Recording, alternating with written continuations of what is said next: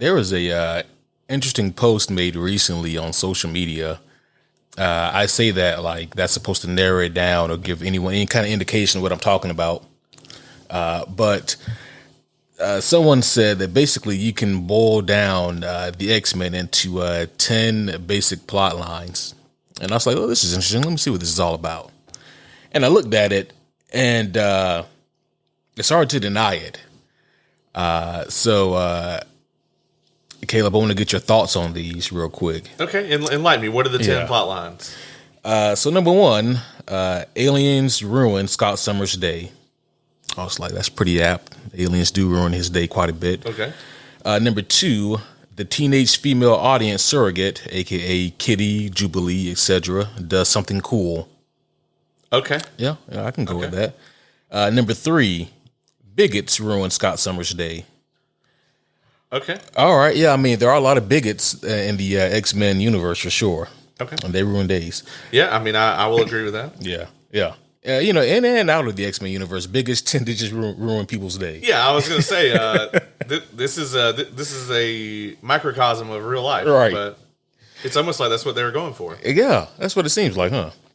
Number four, Storm wrestles with her leadership position. All right. That's not I mean, that definitely happens, but I don't think it's it's common. not like it's not super common. Right. It's not like a basic plot line. You know, it does, like you said, it does happen. Right. But yeah. I think the most egregious example would be like in Secret Wars when like Storm is the leader of the X-Men during that storyline. And then Professor X is like, yeah, but this is for real now, so I'm going to take charge. That was kind of an asshole thing. Number five, time travelers ruin Scott Summers' day. Oh, yeah, okay. Yeah. I mean, that does also happen quite a bit, especially like when your kind of kid comes back from the future. And he's like older and cooler than you. Yeah. He's got a, metal looking arm and, cybernetics and shit going on. Yeah. I'm going to get that arm. Number six, everything connects back to Wolverine. Oh, yep. That can almost be explained for the entire Marvel universe. I was going to say, well, actually, that's all the movie plots. Yeah. That is all of the movies. Yeah. If you look deep enough, they all go back to Wolverine. All roads lead to Logan. Number seven, literal demons rise up from hell to ruin Scott Summers' day. I feel like that one's not used that often either. Yeah, right. But that is every Ghost Rider plot. That is true. And it's a couple of Daredevil plots. Doctor Strange also. It. Yeah. Number eight, Professor Xavier turns out to have done a bad thing. Okay. Yeah. I think that one is also kind of a basic plot because he does every once in a while, reveal that he may not be as clean cut as we were led to believe. Right. And that makes him a better character. It does. Yeah. The fact that he isn't so, upkept and perfect. Number nine, the other X-Men ruined Scott Summers' day. Okay, so now I feel like there's a running theme here that we've gotten throughout this list. But I mean, the other X-Men, they have a reason to ruin Scott Summers' day. I mean, my opinion on Scott Summers is very, I think, ironclad at this point. I think we know that he's like your favorite. No, I think he's kind of a douchebag, and I don't really like him at all. I think he's John Cena with a very unfortunate and not that cool superpower. And number 10, the Phoenix shows up. Yeah, okay. And in quotations, or in parentheses, most likely to ruin Scott Summers' day. Oh, that definitely happens. Yeah. And I can't blame those on him specifically. Right. I think out of all the people that the Phoenix ruins their day, like he probably is, he's right up there next to Jean as far as like people whose day get ruined by the Phoenix. Right. And it happens more than once. It's like, okay, it happens once, is at minimum unfortunate, and at most catastrophic. But the fact that it happens repeatedly speaks a lot. So I thought that these were a mixture of very accurate and hilarious. And I also looked at this and I thought, man, I wonder how many of these 10 would be applied in the X-Men movies moving forward in the MCU. Because they've got to do some of these. Now, I think that we're all done with the Phoenix for like at least another 10 years. Like, I don't need to see the Phoenix again for a while. I was going to say, I felt that last one the worst because I can really relate to Scott Summers because the Phoenix has ruined my day before also. I was going to say like an X ruined your day or like, yeah, but I get what you're saying now. Yeah. Yeah, well, that happened a lot. yeah. Yeah. But the Phoenix has only ruined my day the one time. Yeah. The one day you watched it. Yeah. Have you ever seen that movie more than once? No. Why would I do that to myself? let me explain how fucking terrible that movie is. I have watched The Last Jedi more than once. Oh, wow. Yeah. I've seen it twice. Don't get me wrong. I didn't like it anymore the second time. As a matter of fact, I hated it more the second time. Wow. I was like, maybe my opinion of this film was off, and maybe I'm just being too harsh with it. Maybe I don't remember everything correctly. I watched it again, and it was worse than I remember. Far worse. So, yeah, I just... Dark Phoenix was so damn bad. Yeah. Yeah. Let me ask you this, not to go off on a tangent about that Dark Phoenix movie, but if you remember, there were like extensive reshoots done in that movie because they said that it wasn't, quite actiony enough, and so they had to add like a big action set piece there at the end. But by the time they had done like those second rounds of reshoots, the paperwork had been done with the Fox Studios like movie catalog and rights being sold off to Disney. And so they were doing these reshoots in the midst of basically being bought out by Disney. And I remember, the one thing I remember about the review that Kevin and I did for the Dark Phoenix movie was that during that third act, when we get that fight scene that happened during the reshoots while they were being bought out. This is the train scene? The train scene. Which is like the only good part. The only good part of the movie. And I remember saying to Kevin, I said, Kevin, did you notice something about those guardsmen, like the militiamen who were trying to kill the X-Men? He goes, what? And I say, they were wearing armbands that had MCU on them, the Mutant Control Unit. Yeah. And I was like, what are the chances that this was coincidence versus this being some kind of weird jab? Yeah. I think, which movie was it? Because that was reshot because, was it the Endgame ending that they had to reshoot it? There was a popular movie, and I feel like maybe it was Chris Claremont talked about this during a panel that Kevin and I went to at DragonCon. Okay, yes. And he talked about this because he's obviously very connected to Dark Phoenix, being the man who wrote it. I remember this because I was there. Yeah, you were there for that panel. Yeah. And he says that it was actually Captain Marvel that caused him to change it. Okay. Because Captain Marvel, during that movie, she actually did some... it was actually during the part of the movie where she becomes binary. Right, got it. And, she's in space, and she's got the fiery hair, and there's like the star almost exploding behind her with power and energy. And he goes, that's Dark Phoenix. Right. And I was like, I never thought about that from that angle, but I see it now. But according to Claremont, that is what caused the reshoots to be done. Because the way that they had wanted to do Jean was something similar. And if you notice in that movie, Jean Grey doesn't do anything that looks like, the Phoenix. She doesn't really do a whole lot actually at all. She stares. She goes places and then bad things happen around her and then she goes to other places. It's not always bad things that happen. Mystique dies. That's true. Yeah. That actually is my favorite part of the movie. Yeah. When Jennifer Lawrence clearly does not want to be there at all. Mm-hmm. I mean, at all. Yeah. It was clear. Yeah. I mean, she should have been on the X3 set if she really, Oh yeah, they were looking to kill people off in that movie. Like who? Oh man, what's the name of the guy who directed that movie? Yeah, I know he definitely got me too because he was doing all kind of terrible shit. I know Bryan Singer got Me Too because he was doing terrible No, but shit. this is Brett Ratner. Brett Ratner, yeah. He got Me Too'd as well? Yeah, dude, he was. I didn't hear about that. He was doing some fucked stuff too. Yeah. Oh, gee. It's almost like Hollywood just has an epidemic. It is like that. Yeah, man. It is weird. Before you know it, you're going to tell me that the guy who owns Miramax did some weird shit.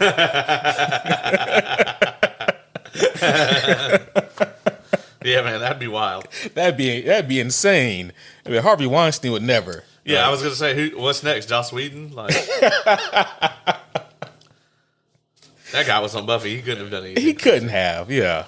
Oh my gosh, it is bad though when like a guy who was in charge of like making like the modern great female protagonist, even he is just an asshole. Yeah.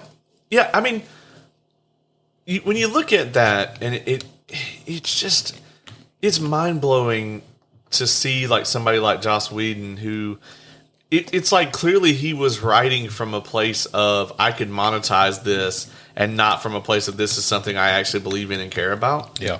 And it's unfortunate because, we can say whatever we want, but we all bought it. Mm-hmm. And I actually remember when all the accusations about the Justice League stuff started coming out. And I don't remember if you remember me saying this, like the night it happened, I think we talked about it. And I said, well, look, here's what's going to happen. Either the Buffy cast is going to come out and be like, Joss would never do that shit. The Avengers will come out and be like, no, he was always amazing with us. And then this shit will just go under the bus. I said, but if anybody from the Buffy cast comes out and is like, nah, Joss was always a dick bag, I was like, he's through. And then like the next day, the entire cast came out and they were like, yeah, it was hell on earth every single day. And I was just like, oh my God. I was like, you're done. And you haven't heard shit from him since. No. It's funny. Joss is out of here because he's an asshole who deserves to, be canceled. You can't just go around treating people like shit. Right. But he disappeared the same way that like the Double D's from Game of Thrones disappeared. But for all we know, they're decent people. Yeah. Well, I don't know, man. You watch season 8 again and tell me if you can say that shit with a straight face. No, the time I actually started to not like Joss Whedon was the Comic-Con right after Age of Ultron had come out. And, we've talked several times about how it should have been 2 films. Yeah. And there's actually like an hour and a half of unused, of cut footage. And somebody asked him, like, he had a panel at Hall H. And someone was like, so will you do a director's cut? And he was like, that actually sounds like a lot of work. Probably not. Like, Marvel actually gave him the option to do it. Wow. And he was just like, fuck it. And, so it actually, there could have been like a fucking Zack Snyder-esque, ultimate cut type thing done for that movie that would have been really good. I don't know if he realizes this, but like that, if he were passionate about it, that would have been amazing. Yeah. And the thing is, it would have been like, this is the Whedon cut or whatever. Right. And that is ironic as fuck. Yeah, and people would have given him credit for it and been like, well, he had a great vision. Marvel fucked it up. But, I mean, Kevin Feige slid by on that one. God.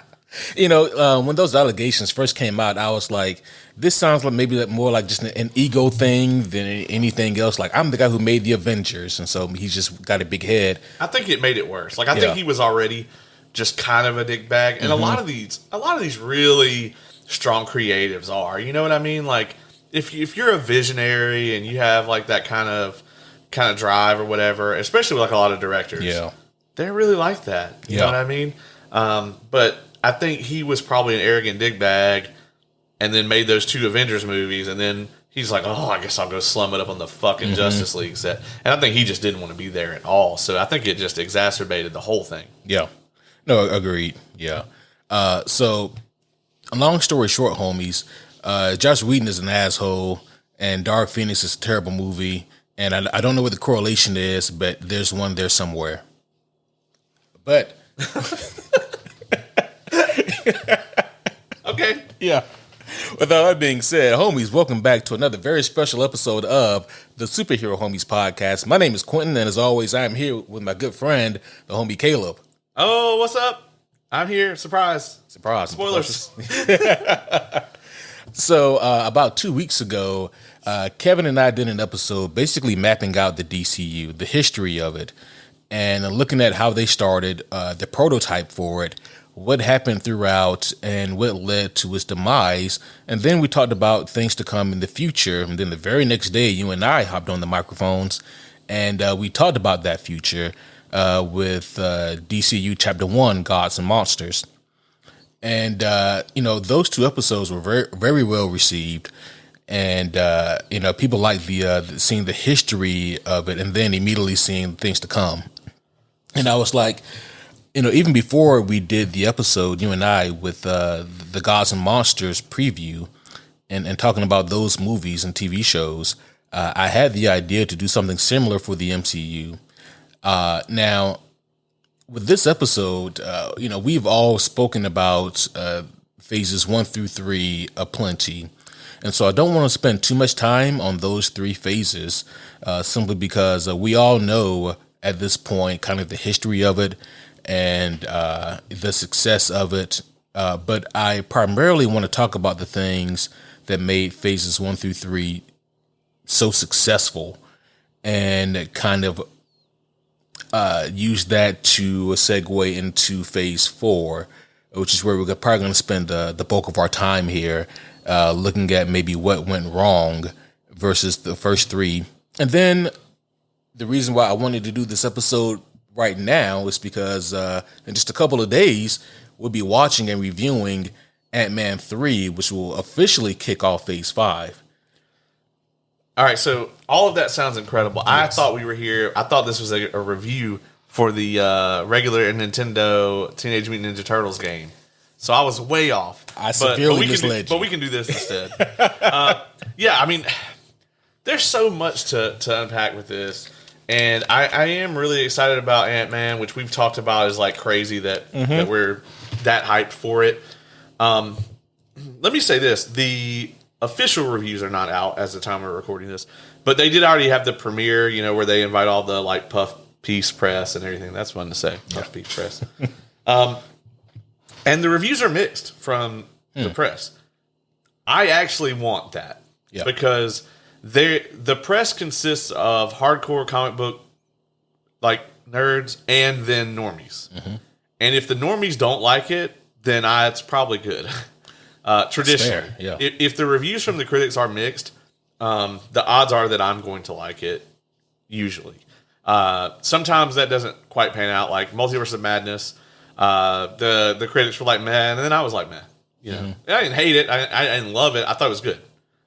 Yeah, and not to jump into Multiverse of Madness already, but it's like I think maybe I speak for a lot of people when I say the movie certainly wasn't bad, but it didn't live up to expectations the same way No Way Home did. Right. And we've talked about this as well. And I blame Marvel for hyping it up because they had this whole thing where they were like, WandaVision and No Way Home and Multiverse of Madness is going to be like a trilogy. And there's going to be this one story that kind of goes all throughout them. And I was like, that didn't really happen. Like, they were loosely connected. But, I mean, I think that those films are about as connected as like Captain Marvel and Guardians 2. You know what I mean? Right. Like, they're in the MCU. Okay, like this is about as connected as like Hawkeye and like Love and Thunder. Right. Like, Yeah. Yeah, and it's like, well, I was going to say just because Doctor Strange shows up in all 3 of them, but he doesn't even show up in WandaVision. And so, right. Well, he should have. He should have. Yeah. And I get why they didn't want to go with that. Like, like she struggles this whole time and then Doctor Strange shows up at the end and just like gets her out of it or whatever. Yeah, that would have been the easy, lazy ending to write, and I'm glad that they didn't do that. But it was almost like someone wrote that down in the writer's room and went, well, we shouldn't do that. Let's just take him out of it. Right. Yeah. And I'm not saying that Doctor Strange should have just resolved her issues, but I think he could have at least been there to help her. Yeah, he should have at least investigated. Yeah.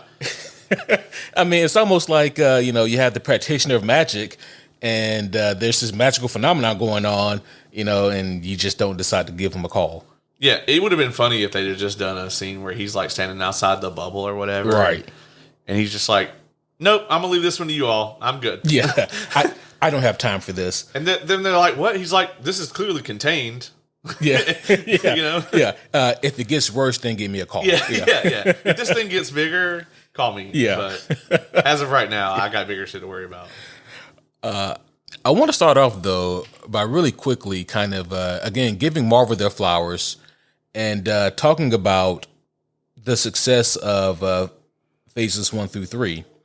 And really, obviously, it goes back to phase 1. Everything really hinges on what phase 1 does. If phase 1 flops, then we don't get an MCU. Right. But I think we go back just a little bit further than that, it gets even more impressive. Because if you think about it, in the mid 90s, Marvel went bankrupt.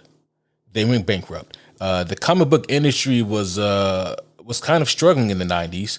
And you know why DC most likely didn't go bankrupt? It's because they were backed by Warner Brothers. Right. And so they had that to fall back on. And so that I think that saved DC. Whereas Marvel, they didn't have anything. So they sold off their movie rights. They sold off their movie rights. And some of their whole characters. Yeah. And the thing that I think is most interesting is who sold first? Like, which characters were bought first? Spider-Man went almost immediately. Sony was like, we want that guy.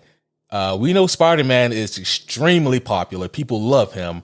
We want the rights to the Spider-Man characters. And then Fox was almost again immediately like, well, X-Men and Fantastic Four, again, are staples of this whole Marvel Comics.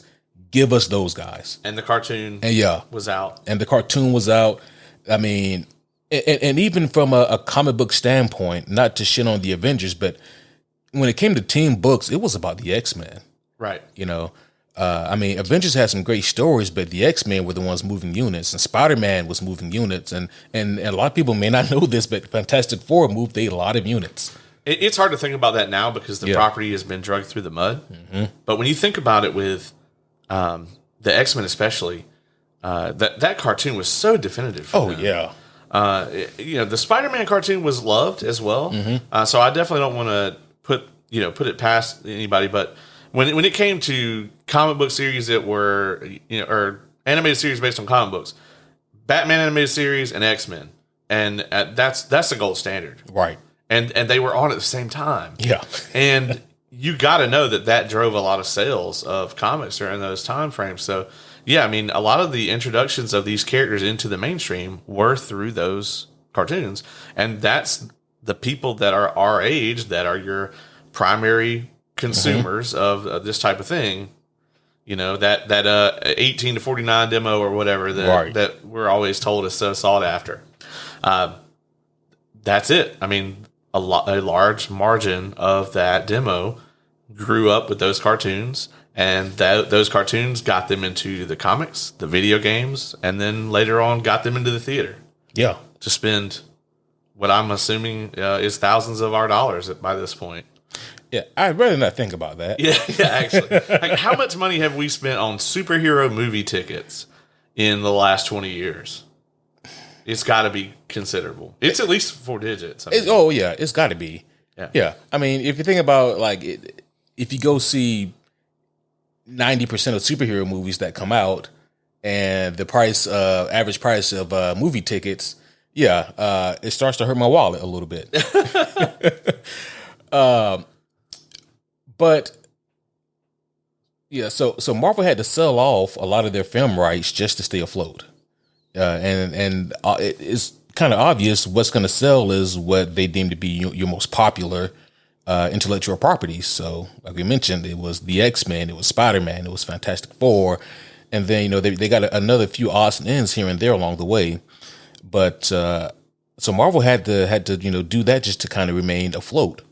And then obviously we go some years later and we get to the 2006-ish era, and then there's plans being made, and those plans started actually not even technically with Disney, but if we're being really technical, started with Paramount.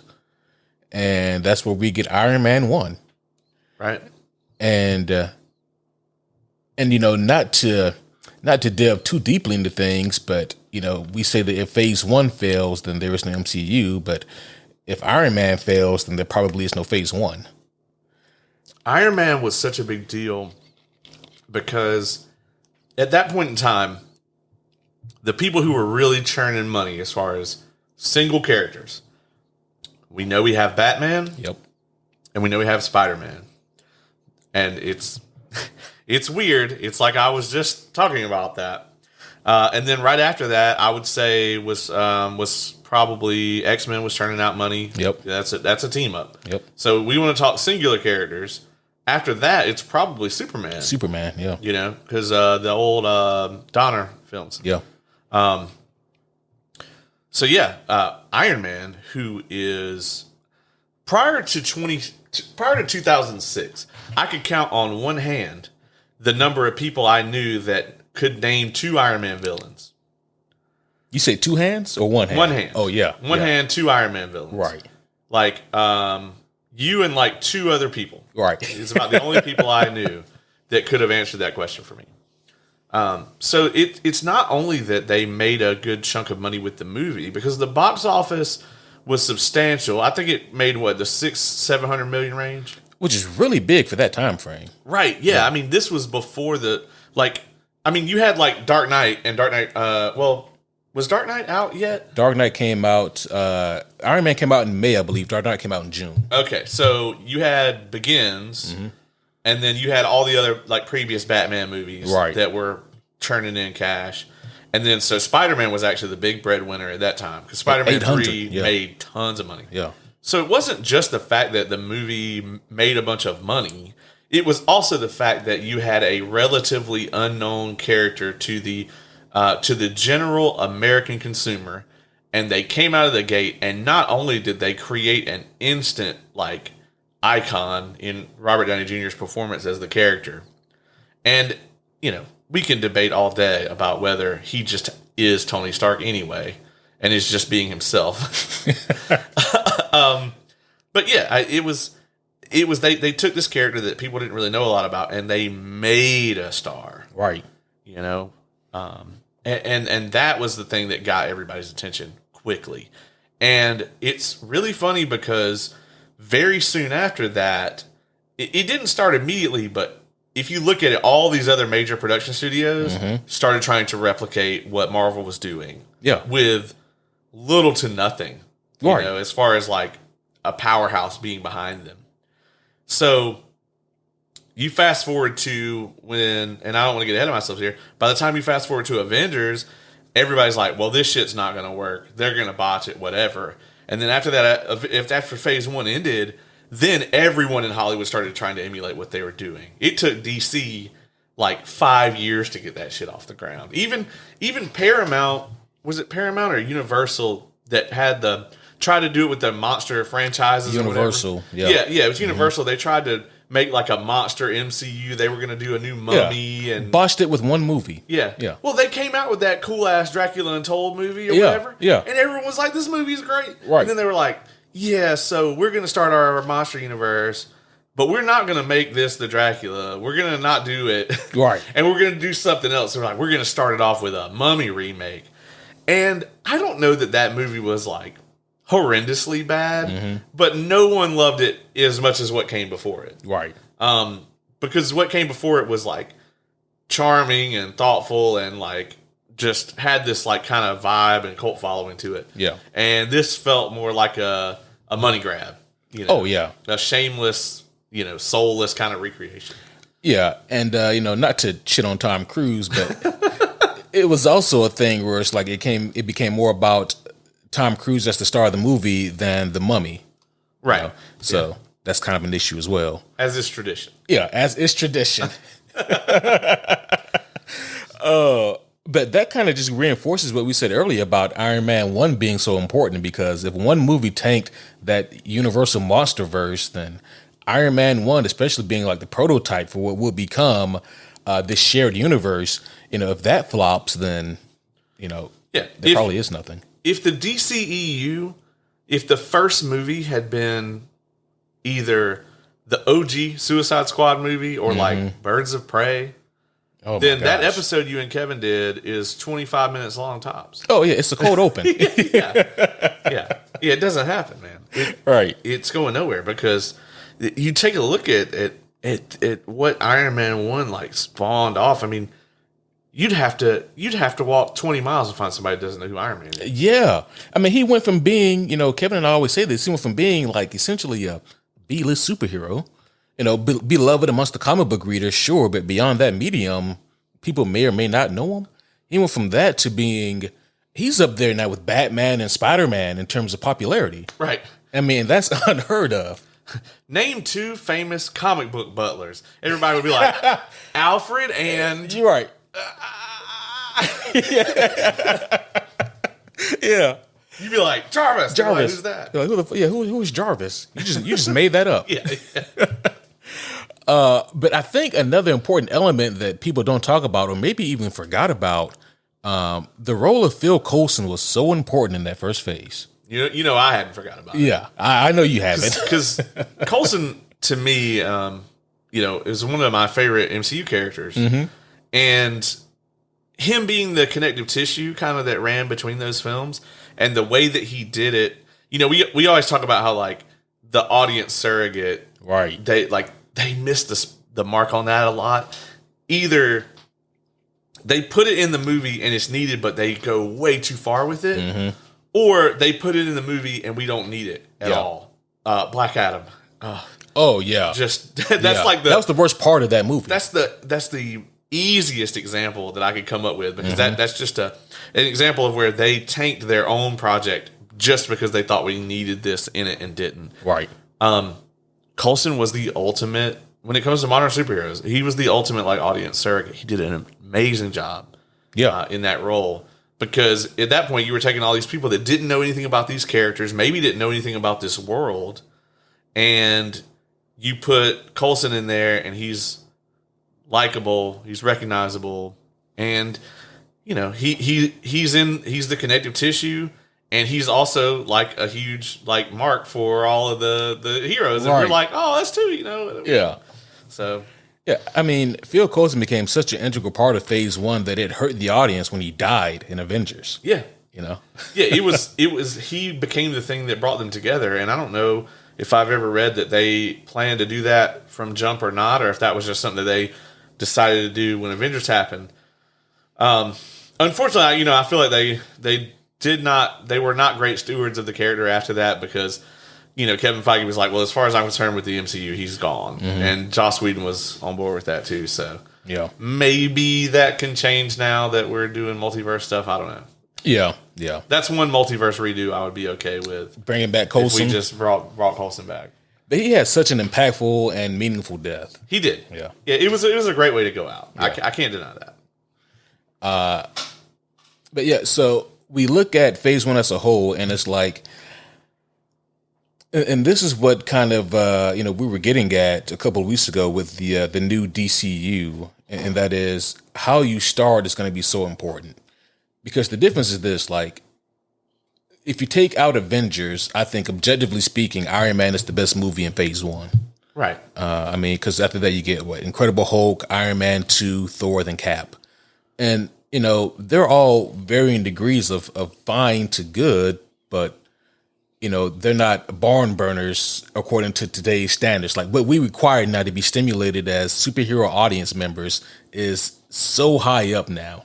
Yeah, we've definitely talked about this too. It's like in Phase 1, you could get by with a mediocre superhero film and it would be praised. But today, you cannot do that. You have to either set a new bar for what is already established, which is so difficult, or you have to put a very creative and unique spin on it, like Invincible or The Boys or something like that. Right.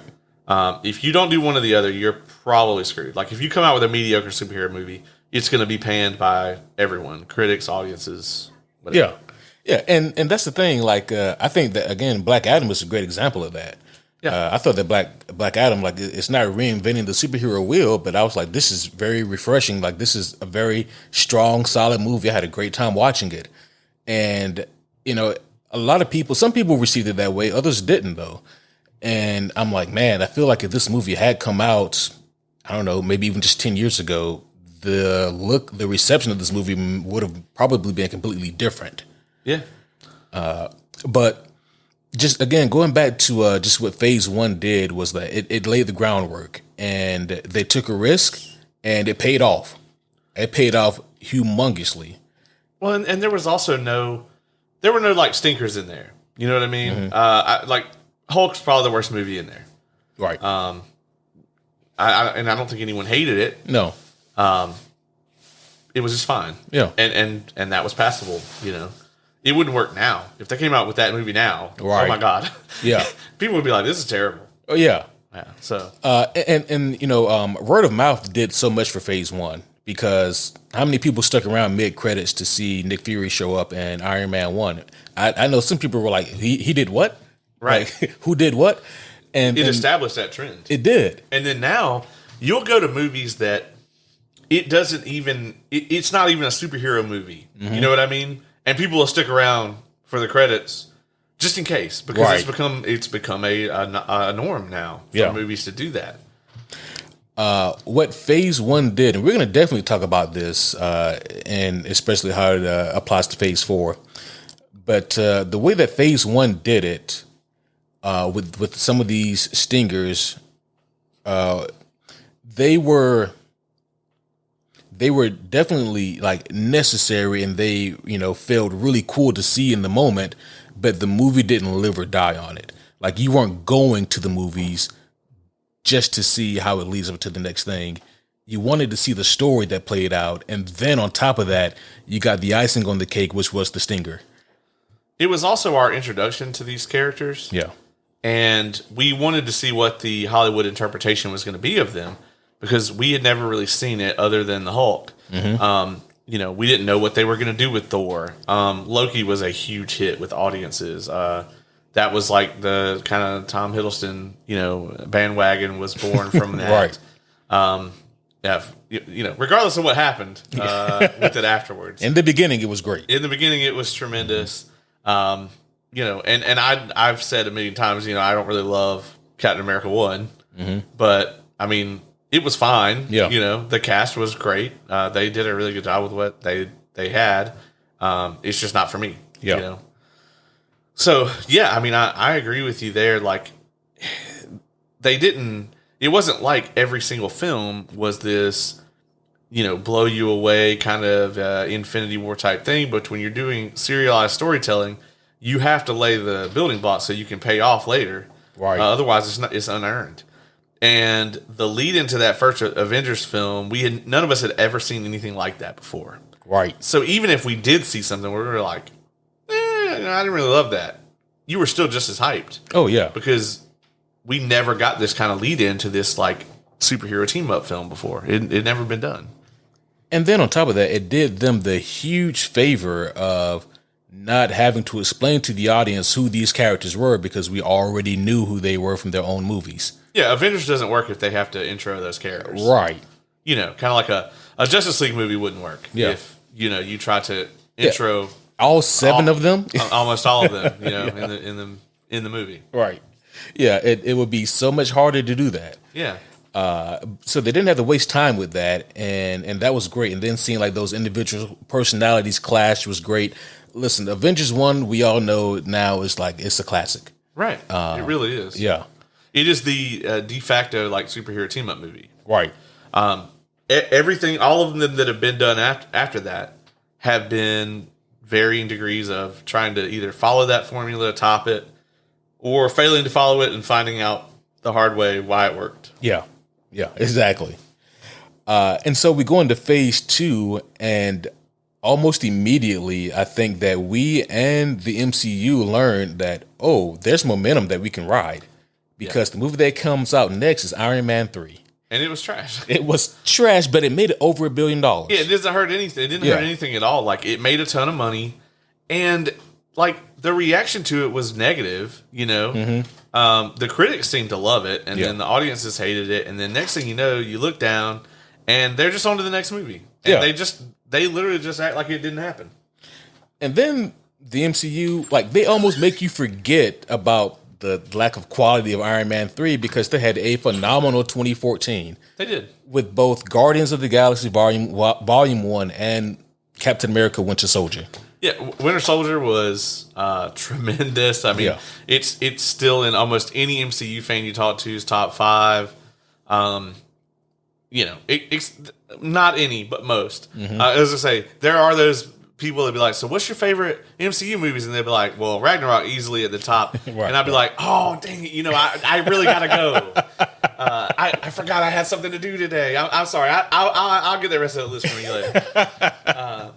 But yeah, and Guardians 1 is tremendous as well. And Guardians 1 is so much like Iron Man 1 in that it's these characters that nobody's ever heard of, but these characters are weird, off-the-wall space characters.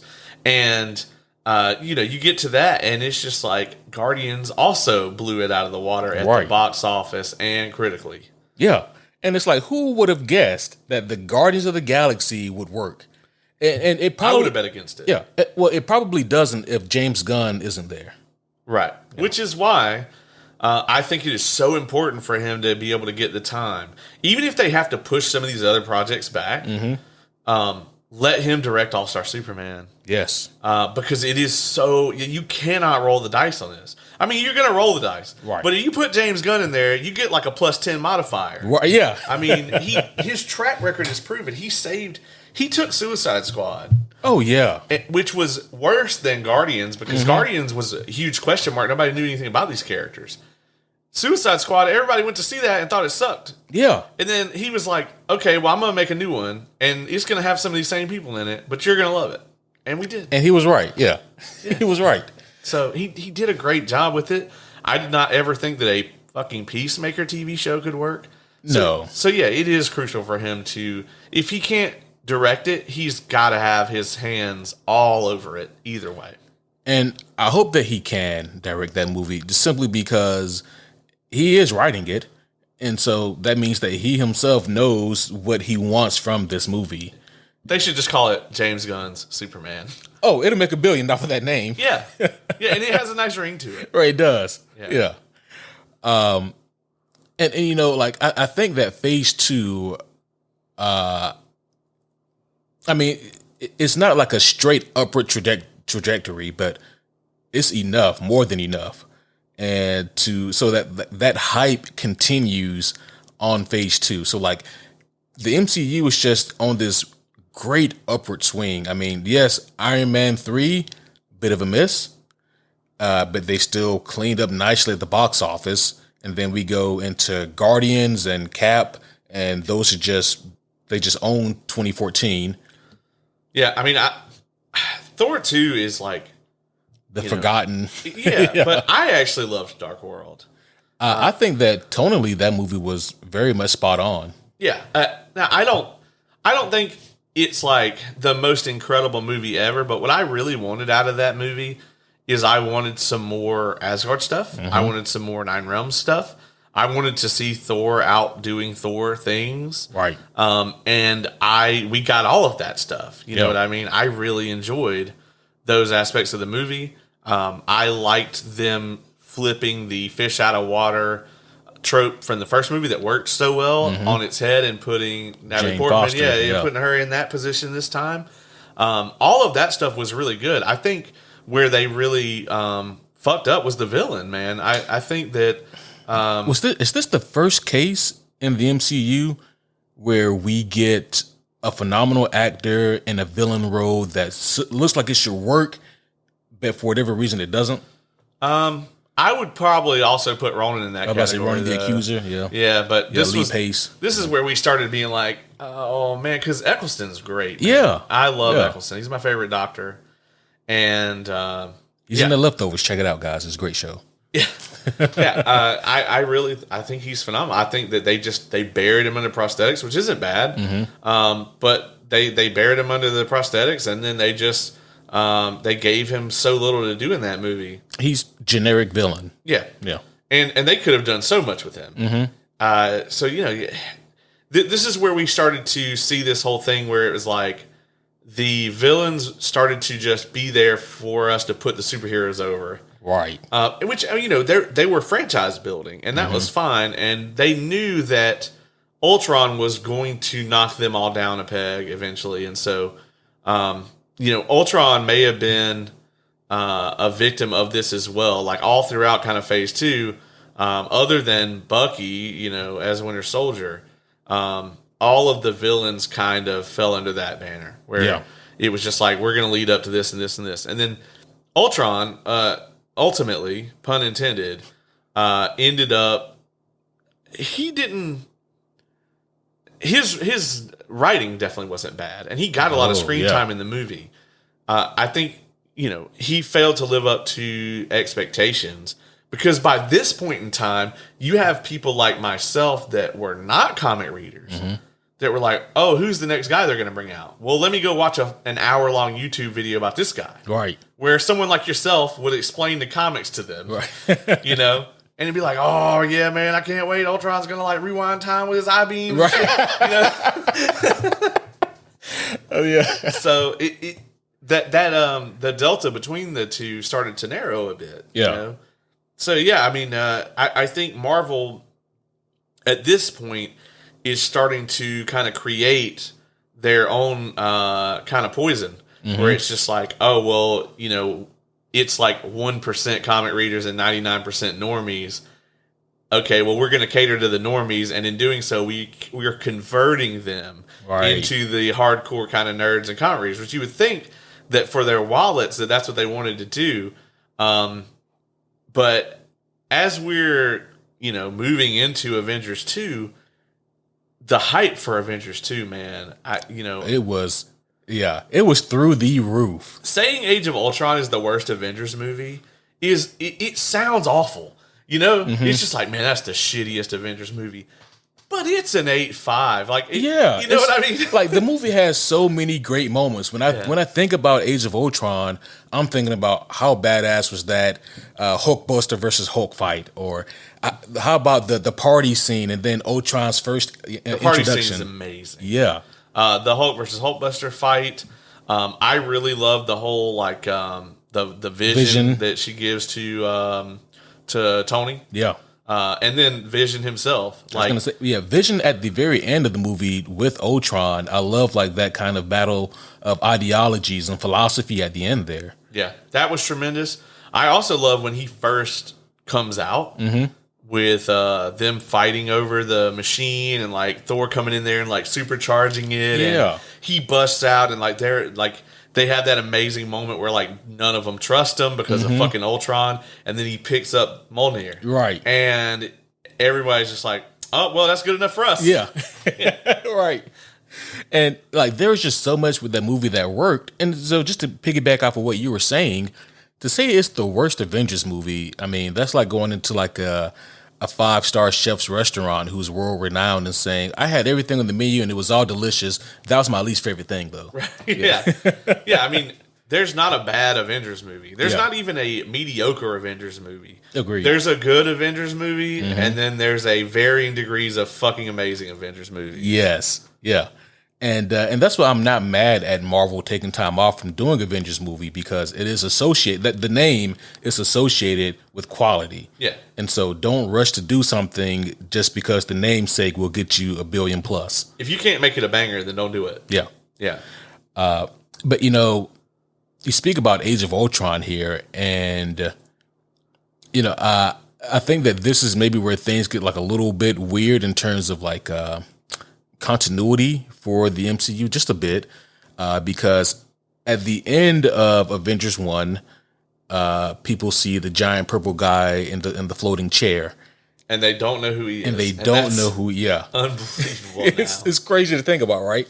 And I think that's just to show the power of the comic readers, because immediately the comic readers got online and was like, this is this guy, and this is what you need to know about him, and this is why the Avengers should be worried because they're gonna be fucked and blah blah.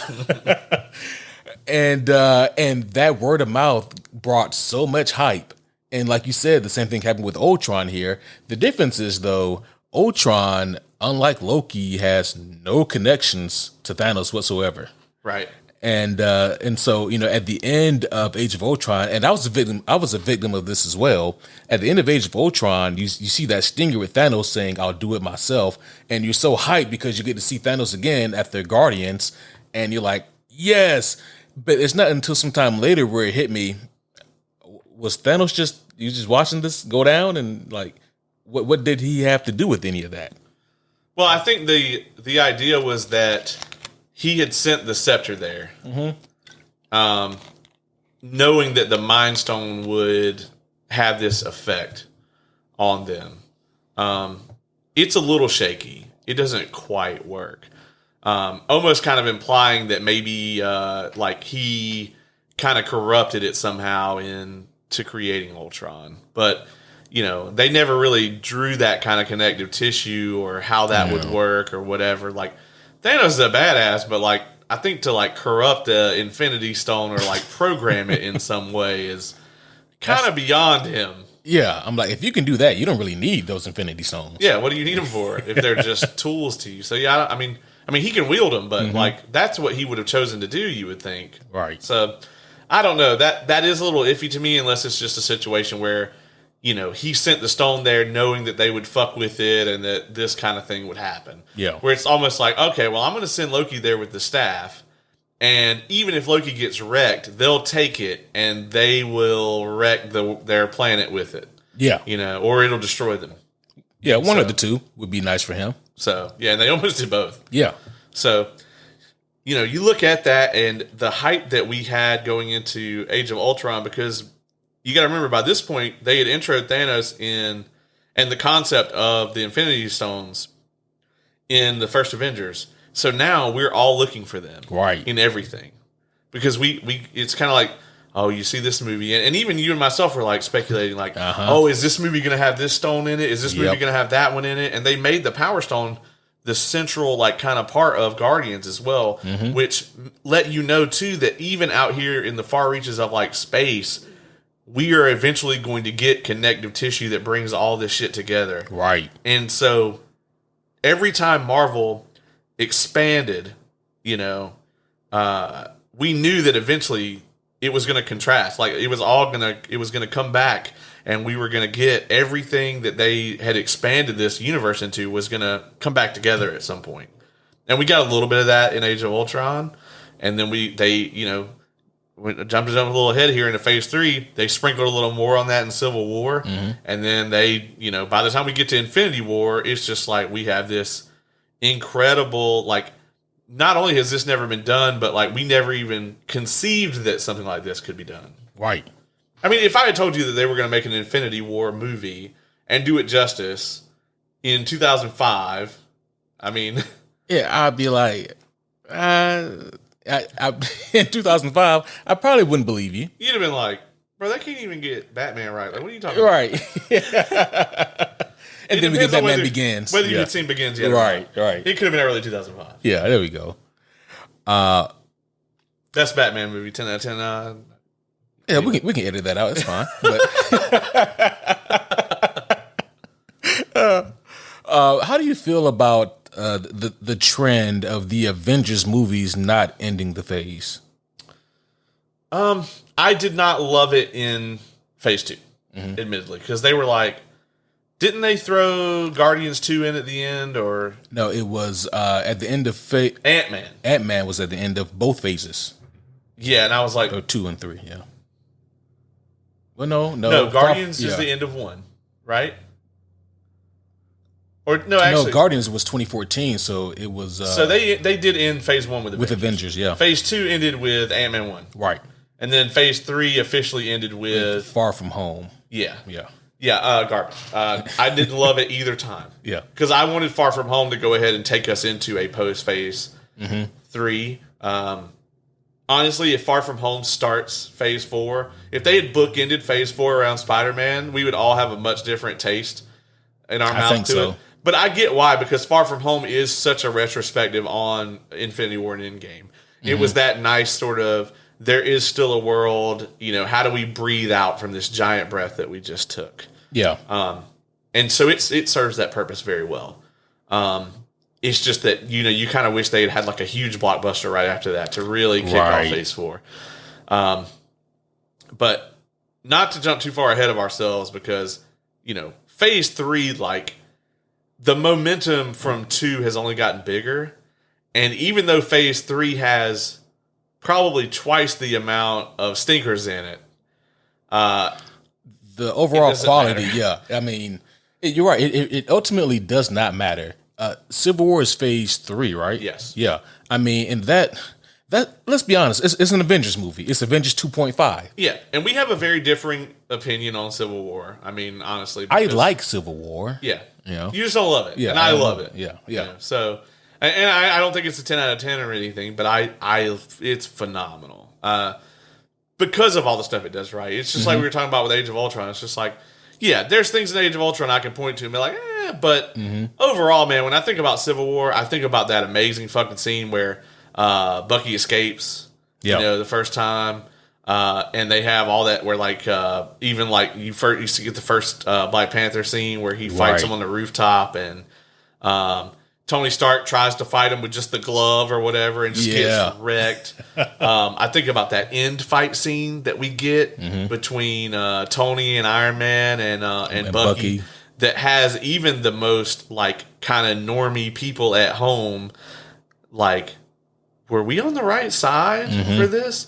And that's something that the comic pulled off much better than the movie did. Yeah. Because the movie doesn't pull it off until that moment. Yeah. Whereas the comic pulled it off the whole time just about.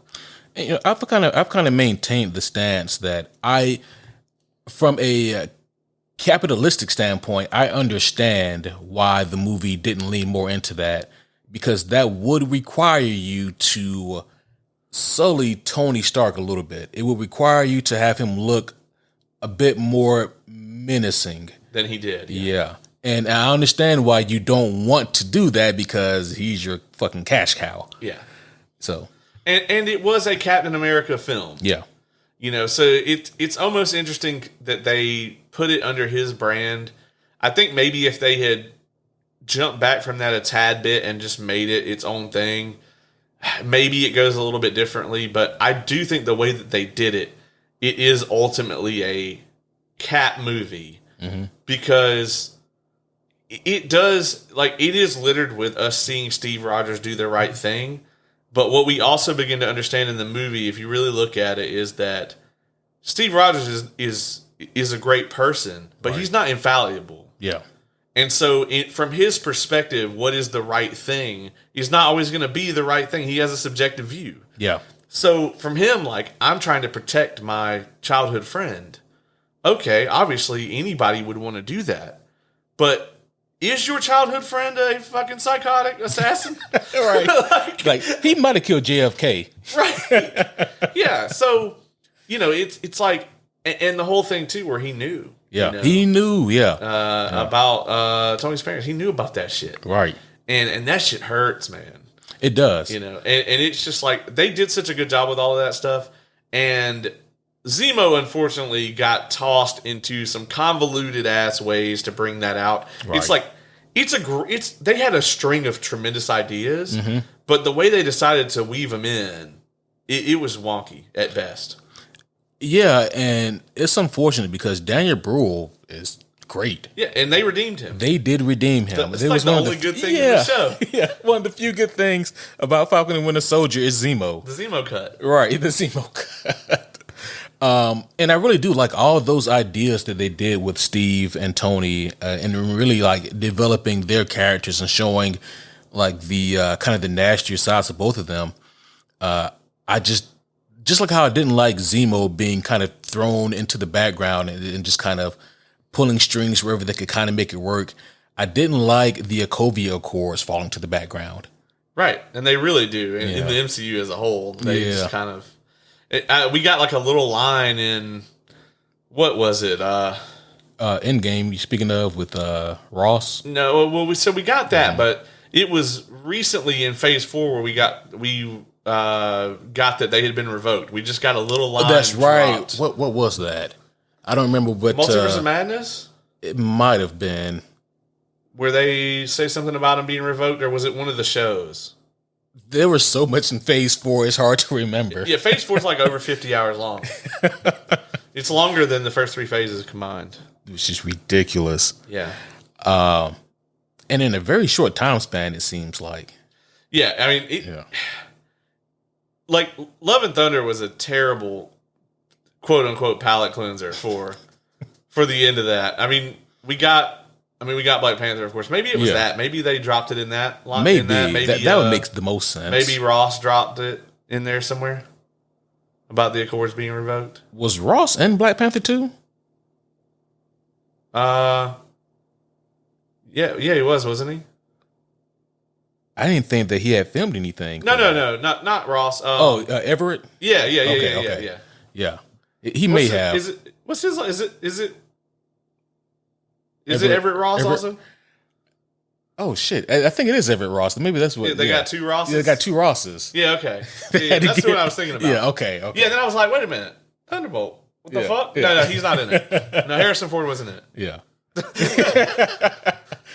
Oh, but yeah. What were we just speaking about? Oh yeah, about Civil War. That was another really big turning point, and we heard grumblings that maybe that movie was released when it was released because of BVS. And, I can see on paper before we actually see BVS, like being like, DC's, they're doing what? I can kind of see you wanting to fast track a Civil War movie. The good thing about Civil War, and I'm so glad that they did this, they already laid the groundwork for a Civil War to actually happen. Right. People, they try to make fun of the fact that, in the comic books is like this whole big thing. And then in the movie is, like kind of 6 on 6. But I'm like, you don't want to see what happens in the comics on the big screen. It would be a jumbled mess. And it would also take away the impact of Endgame. Yeah. The airport scene was incredible. Yes. And these are like the really important characters that they've built up that we care about, Mm-hmm. We don't need all these like side characters and stuff on the screen for that. Yeah. And honestly, man, the scene with Rhodey is so tremendously done. And I also think Civil War has one of the best after credit scenes too, with the Stanley cameo. What was that one? Oh, Mr. Stank. Yeah. Yeah, Tony Stank. Yeah, he lives here. yeah, tremendous scene. I mean, there's so many highlights in that. We got our introduction to Spider-Man, right? To Black Panther. I mean. It's not a perfect movie by any means, and Age of Ultron got really saddled down with having to set up not only Civil War but also lay the setup for a lot of things in Phase 2. A little bit of Infinity War setup in there, so this is where we started to see that kind of trend where it was like, the thing about Marvel, people started to be like, well, we really love Marvel, but a lot of these movies are just set up for more stuff. I enjoyed that aspect. I understand that not everybody does, and it doesn't need to be every movie, right? Mm-hmm. But if I go see a movie and there's a lot of interconnected stuff and setup for a future film, I do not mind that every now and then because, once again, serialized storytelling. But I think just the kind of culture of how film has gone, where film is not serialized, really. I mean, even the concept of a connective trilogy is not that old, right? Yeah, and that's true. And I mean, even with something like the Dark Knight trilogy, there's definitely connective tissue all the way out.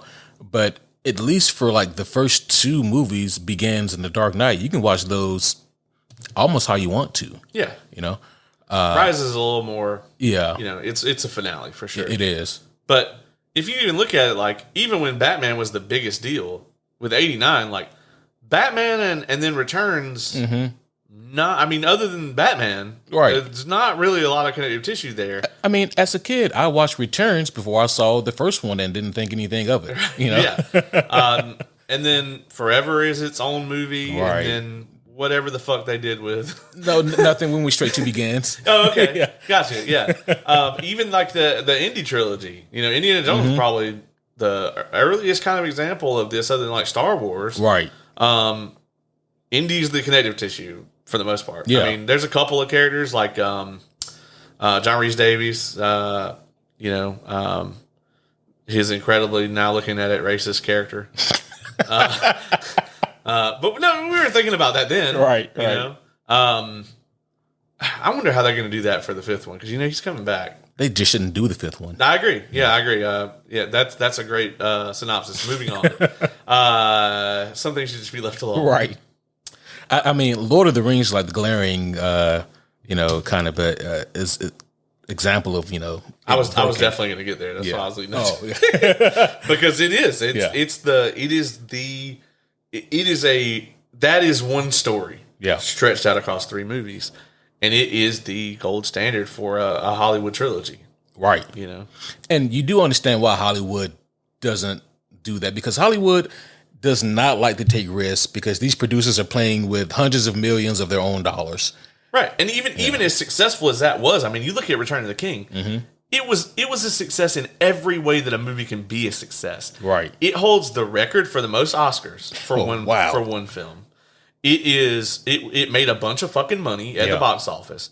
The residuals are incredible because those DVDs sell like hotcakes. Let me tell you, I have the extended editions independently of all 3 of those movies. Then the box set came out with all the extra shit. I have that one. Then the regular Blu-ray came out. I bought that shit when it came out. And then they remastered it in 4K, and I own that too. Jeez. And they think very highly of everything I just named. Oh, I can imagine what that 4K cut looks like in terms of price tag. I think it's like $160. Yeah, because I think like for because I have the Blu-ray extended cut that they have in the box set. Very handsome, very nice. I think that was like $100. Yeah. I mean, so like you said, they do think highly of it, but that's because they know what they have. Yeah, and they sold a shit ton of them. Not to mention, they sold the lackluster Hobbit trilogy just off of the name of the first one. Yeah. And let's not even talk about that fucking abomination that that Amazon has put together. But yeah, I mean, you look at that. I mean, in that they shot that trilogy at one time, right? And if you look at like the list of directors and stuff that Hollywood has ever trusted to do something like that with, Peter Jackson, the Russo brothers, fucking James Cameron. That's about it. Yeah, you could arguably throw Nolan in there as well. Did they film multiple? Oh no! In terms of what you're saying, back to back. Yeah, as far as being like, that's true. Here's $500 million. Go film several films and come back to us. I mean, Nolan probably could. You could argue like if Nolan wanted to, yeah, they would have gone for it. But he was like, "Yeah, I'd made a Batman movie. I'm good." And then like some years later, he was like, "I can do another one." And I think he actually has his own production company too. So I'm pretty sure he just kind of goes to them and is like, "Hey, I'm about to make this movie. Who wants?" You're right. And everybody's like, "Me, please." I mean, let's be honest. Like, if anyone else was making a movie about Oppenheimer, I really wouldn't be interested. Yeah, he can make a movie about anything. Yeah, and I would be like, yeah, sure, I want to see that. Yeah. But yeah. So back to the MCU here. Yeah, we went down the rabbit hole there. If you're new here to this podcast, this is what we do. We tangent. Yeah, a lot. But no, I thought that. I mean, just going back to Civil War. I think that it's a really, really good flick. It certainly does more things good than not. It's just the things that it doesn't stick the landing with for me stick out. But I still really enjoy that movie. If you never read the comic at all, you'd probably think it was a lot better. I think so. It's one of those cases, where like the source material maybe sours the experience. I was just hoping it'd be more about the ideology. And less about you killed my parents. Right. Yeah. There weren't enough movies about that already. and don't get me wrong. Yeah. The airport scene's the money. It's the money scene.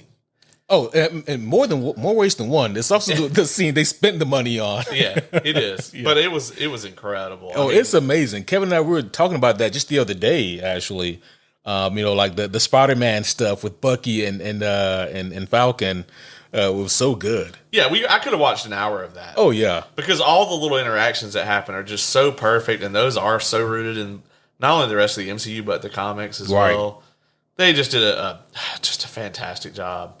And the chemistry with both Chris Evans and Robert Downey Jr. that Tom Holland had, and Tom Holland was new to us at the time. They had just got him out of the cryo tank at the lab. All right. And freshly grown. Yeah. It was a spectacle, if nothing else. Oh yeah, And we also got to see what Chadwick could do in that role. And Chadwick was relatively unknown to me at that time too. So yeah, which is kind of a shame because like I think he was relatively unknown to most audiences, but I'm like, in terms of like pure acting prowess, he has like the most impressive resume. Yeah, out of any of them, right? Really. I mean, Chris Evans is working on it. But yeah, and holy shit. Okay, so we want to talk acting chops. Mm-hmm. Is Batista in the top 5 in the MCU? Looking at it now, it right now, I think so. I mean, because like even like this new M. Night Shyamalan movie, I hear that Batista kills. I haven't seen it yet, but I hear that he murders it. Yeah. Yeah. It's crazy to think about because you and I were talking about like the best wrestlers turned actors. It's definitely it's Batista. It's not even close now. Yeah. He's by far got the most range. I would argue that I love Dwayne, but I think The Rock maybe has like, the least range that he may have range. I think him and Cena are about the same when it comes to their acting. Yeah, I guess Cena's funnier. Yeah, Cena is funnier. But like Cena can't be like The Rock can play the straight up, straight laced, not funny, like just action hero. Yeah. I can't buy that from Cena. And I would turn that shit off. I watched 10 years of that in WWE. That's what it is. You haven't seen The Marine? Come on, man. Yeah, it's the same. Yeah, I saw enough of that. It wasn't cool to me the first time. You've seen enough. I have seen enough, yeah. So I'll give myself the...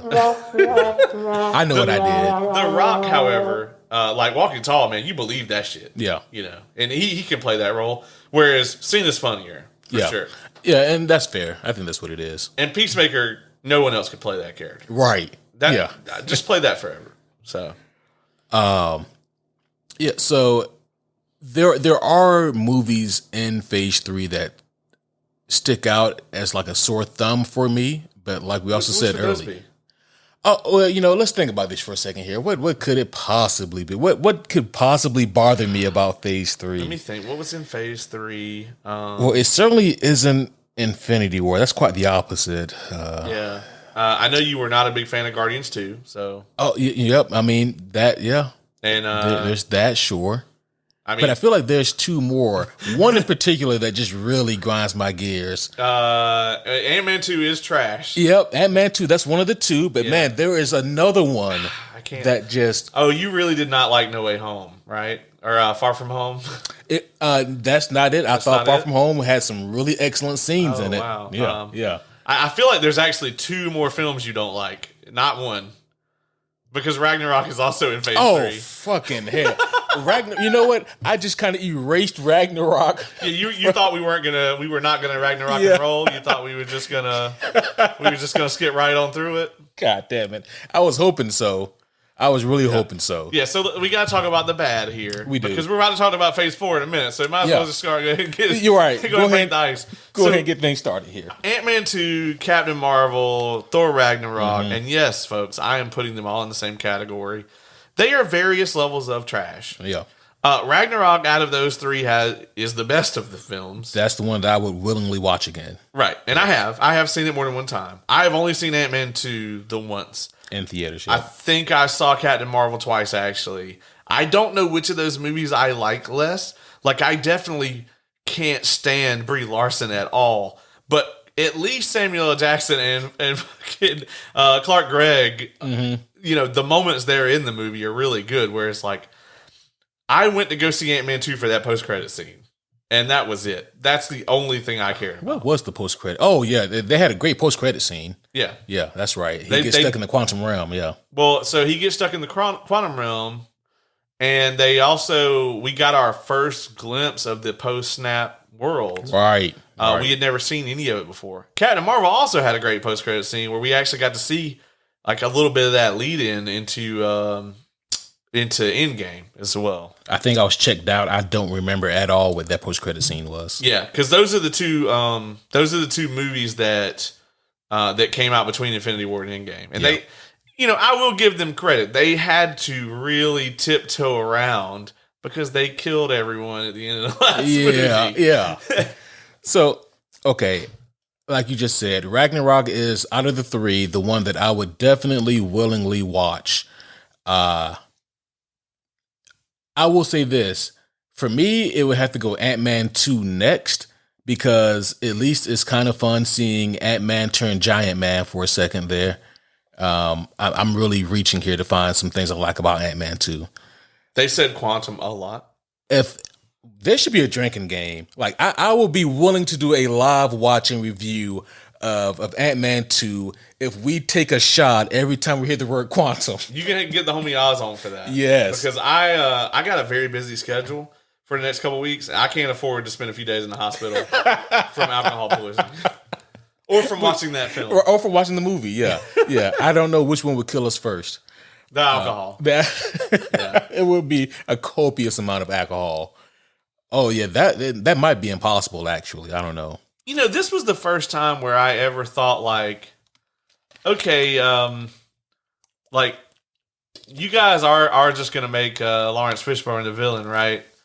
Because even if they'd have done, like, a Ant-Man gets big versus Giant Man or whatever fight, I would have preferred that generic shit over what we got. Yeah, give me a kaiju battle. Yeah. But they let them destroy the city and shit. Like, yeah. I mean, I would have at least been like, okay. Yeah.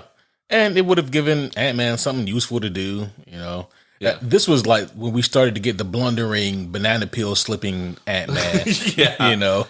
It was rough, man. Yeah. And it was a sign of things to come, unfortunately. Which was weird because, like, I really love the dynamic between Hope and Scott in the first Ant-Man movie. Right. And I'm like, what happened here? And they even have good chemistry in the second one. The chemistry between the characters isn't the problem.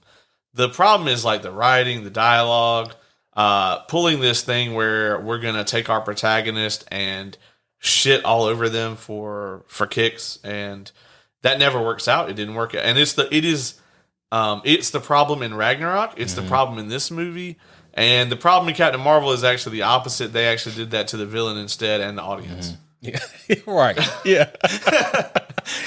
I got like Gallagher spray of diarrhea from that movie all over me. I didn't ask for that. Honestly, man, if Brie Larson had come out and been like, "We're gonna smash some fruit," I would have. I mean, it would have been better than what we got. It would have been like, you know, it was a weird 2 hours, but I dug it. Yeah, I'd have been like, you know, that's not what I was expecting, but I'm not pissed. Right. I'm just kind of confused right now. I have to yell at Marvel and give them props at the same time because they knew that Captain Marvel was an awful movie. And that's why they put it there. That's why they put it there. And they give you that stinger at the end of Infinity War. It was a brilliant move. It was. Yeah, that scene is awesome. Because you're like, oh man, who's he calling? You know? Yeah. Oh, he's calling Captain Marvel. Holy shit. We have to go see Captain Marvel. Yeah. It's like, we got to go see what's up with this shit. And then it was just like, oh, fuck. I'm sorry, man. Like, you know, when I watched that movie, I was like, okay, well, maybe the world just isn't, maybe the 90s was not, like, distinct enough. Like the 70s where you can make a bunch of fucking 90s references and it'll work. Mm-hmm. But very recently, that was proven completely incorrect. And because fucking that 90s show just came out and that's right. did gangbuster numbers on Netflix and already got renewed for another season. And it was pretty good. I got to check that out because I really like that 70s show. Oh, well, then you'll love this. Okay. Yeah, if you like that 70s show, this is a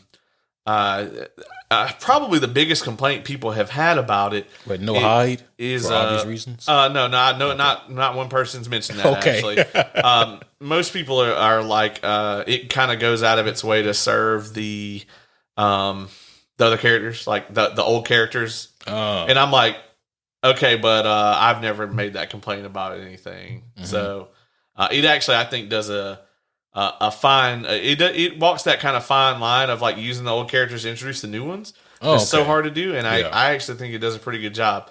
The only thing that I ever had, I had a problem with, and this is a mild spoiler alert, but because Ashton Kutcher and Mila Kunis are married in real life, they decided to put Jackie and Kelso together in the show. Like they end up together. Yeah. And everyone was like, even Mila Kunis came out and was like, no, this would not have happened. Yeah, I get it, but yeah. So anyway, sidebar again. Sidebar again. Yeah. So let's talk about the bangers here, because this is the cream of the crop for the MCU. Yeah, the top tier echelon. I mean, Infinity War and Endgame. It was worth the 12-year journey. The journey itself overall was a great experience, but the conclusion was also well worth it. I believe we've said it before, but they only remember the finish, kid. Yep. And that's how it is. And the MCU is coasting on those fumes today, folks. They are. These two movies, I mean, I've seen them a million times. Like, I just recently on this very podcast won a bunch of shit because I've watched them like a million times. The things that this man remembers about Infinity War and Endgame were astounding. I want you to remind you guys of something here. I had like an expert homie supreme level question. I was like, these motherfuckers gonna struggle with this. What did Thanos say to the three Avengers when they walked from the rubble? And there was this whole elaborate thing that Thanos said on Oz tries it, doesn't get it. Kevin tries, doesn't get it. This motherfucker is sitting over here with bated breath. Says, I'm like, just like got my lips pressed with bated breath, like. Just blurs. He goes, I don't know if this is exactly, and then he quotes it exactly. As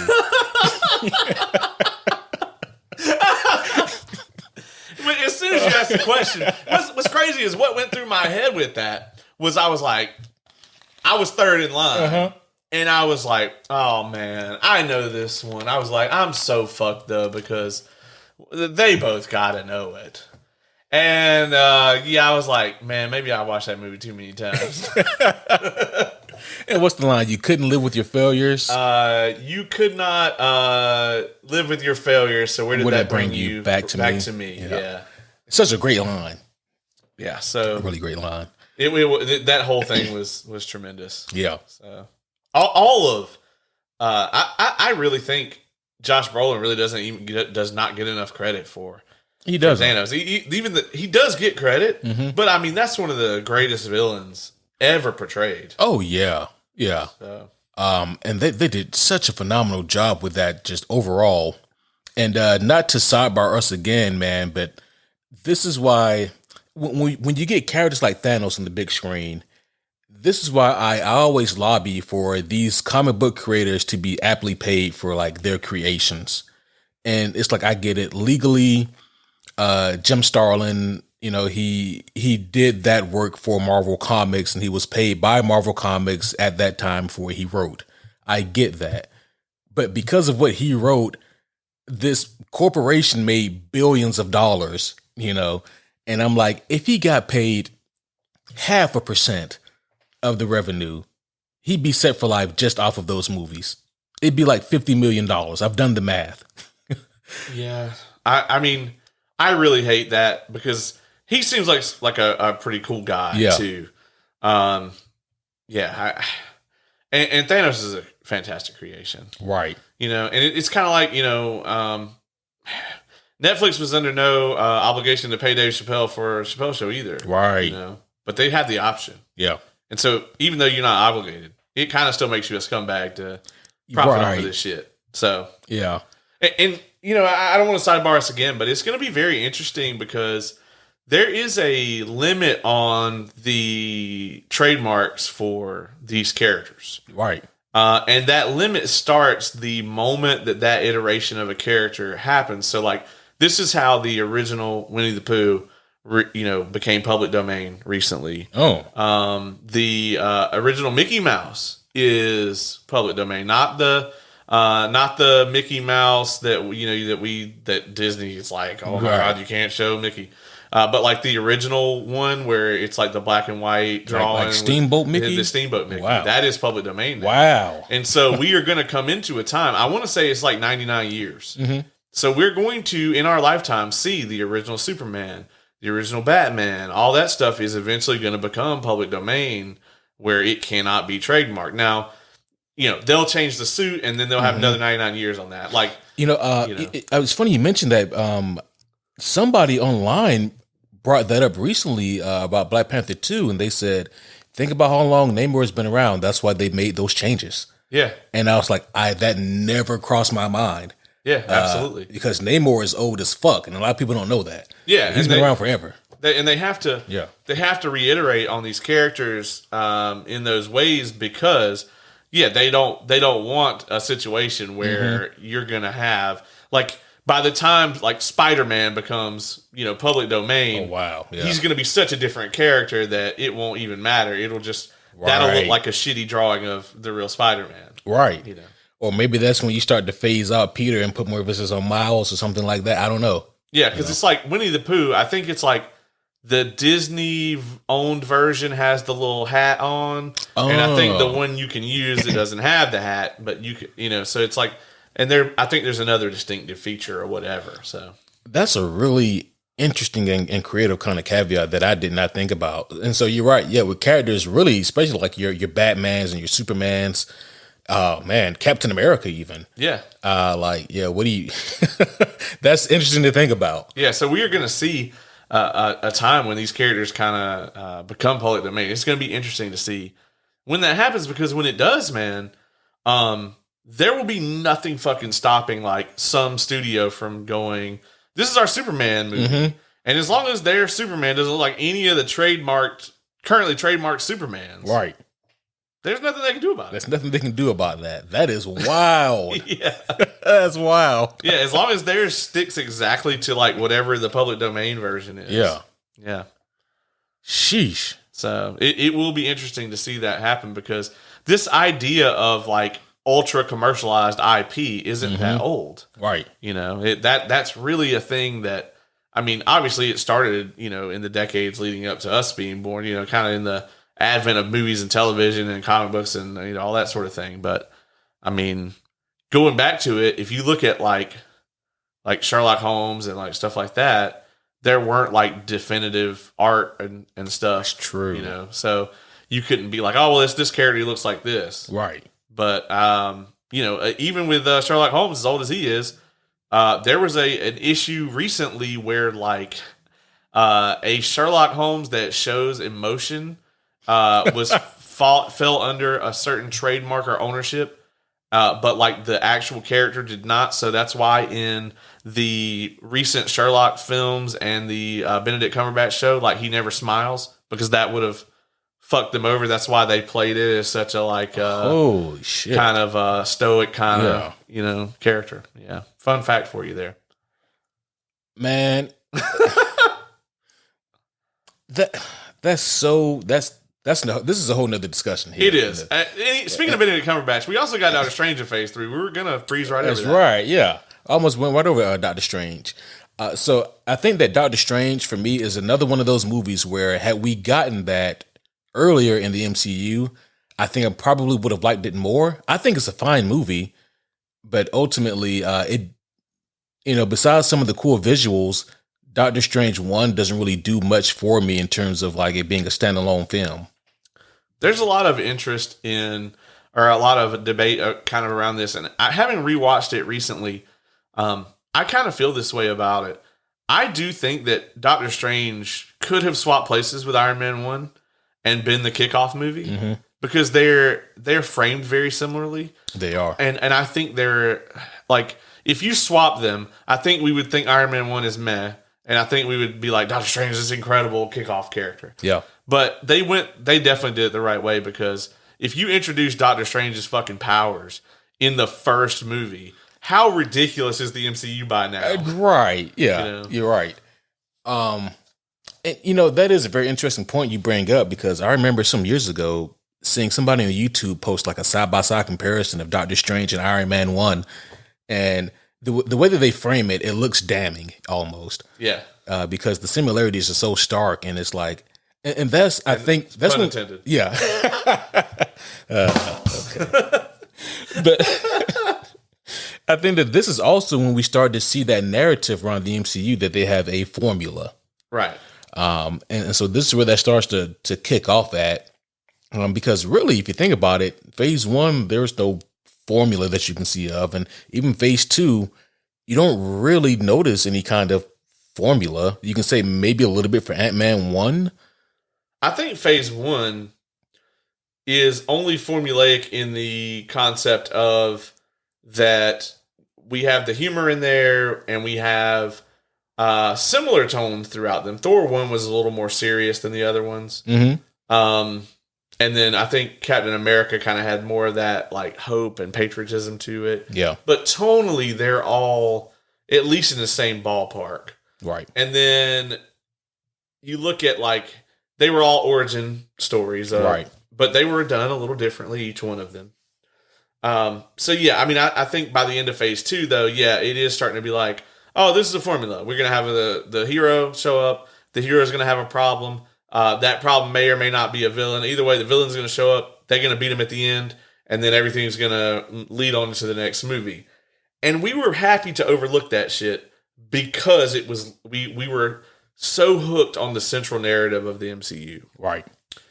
And as we come into the end of phase 3 and we finish this phase up, this is where you start to get people saying like, okay, well, you know, that like they come out of theater from Endgame and they're like, I think that's it for me. And there has been a drop off. And you know, you can blame it on a lot of things. Like the world did kind of fall into fucking discord after. Yes. You know, Endgame came out at the perfect time. It really did, because it comes out a year later and it either doesn't come out or it gets released on Disney Plus. Right. And holy hell, what a different reality that would be. I needed that theater experience for Endgame and Infinity War. It has not been topped. The Infinity War was dope, especially walking out. Yeah. But Endgame I've never felt that way. Right. You walk into the theater, we all had this nervous excitement. They fucking kill it for 3 hours. Yes. We walk out of there knowing that experience is likely never to be replicated. At the end of phase 3, they gave us the best third act that we've ever gotten in the MCU. And I'm glad that they understood the assignment because, like you said earlier, they only remember the finish. Right. And I think the whole movie is great. But if you only remember the scene of Cap, Thor, and Tony walking out of the rubble from there on, then you're going to look back and say that was a phenomenal experience. And honestly, like, everybody loves the whole, like, on your left thing, and I did too. Honestly, after everybody comes out of the portals, though, that is my least favorite part of the film. Just because, like, in the moment, because the anticipation was so high as, like, at that time, we're watching in the theater, how it was going to end. Yeah. It was tremendous, right? Because with every scene, you're like, okay, something's going to go bad eventually. And they kept us on that string until the very end. And when you see the Infinity Stones start to move up the glove, Tony's suit, you were like, oh, fuck. Yeah. You know, it was like, this is it. You know, this is the sacrifice. And, but when I watch that stuff now, it just comes across as like fucking mindless action scene to me. Yeah. CG action fest. And I don't skip it. Right. I skip through that one scene. Same. But think, just not to sidebar you, but I'm so glad that like there are moments that we have recorded, you, me, and Kevin, that we have recorded on this podcast that were just negatively received, and then you let some time go by, and people change their minds on it. Yeah, that is one of them. That scene's absolutely one of them. Yeah, we shit on it that night. We did. Yeah, we were like, this movie would be a 10 out of 10, but you put this in here. Right. I think I scored it the highest when we reviewed it. I think you gave it like a 9... 9.7, 9.8, something like that. It was real high. Yeah, I think I gave it like a 9.3 or a 9.5, and Kevin was somewhere there too. Yeah, it's a 10 for me. You take that scene out, actually, I think. Yeah. So, yeah. And again, because I like it more than Infinity War, even, and I know a lot of people like Infinity War better, and I think Infinity War is a better film because to me, Endgame is probably the only MCU movie that doesn't work fucking at all if you haven't seen it all. Right. You know, it's like they released like 20 movies where you could watch them together or independently, and then this one where you got to see literally all of them to, you know, you can skip Ant-Man 2, that's about it, and even then, right. You know, it's like, yeah, you got to fucking see all of this. because it's just all payoff. It's 3 hours of payoff. It is, and I just love it. So yeah, I think you can make the argument, and this is like maybe stretching things a little bit, but like you could make the argument that Thanos is better portrayed in Infinity War or better written, because it can be framed as Thanos being the technical protagonist of Infinity War, in the sense that, because in most movies the protagonist is framed as having an objective, and then the villains or the antagonists being the ones standing in the way. Right. And that's what the Avengers are to Thanos. Right. And even from the beginning of the movie, we technically get it from Thanos's perspective. Like, okay, I am here trying to accomplish a goal. You are stopping me. And so it's very interesting to look at it from that perspective. It is. And also in his mind, this is a hard thing to do, but I'm doing this for the betterment of everyone. Right. Nobody understands but me. Right.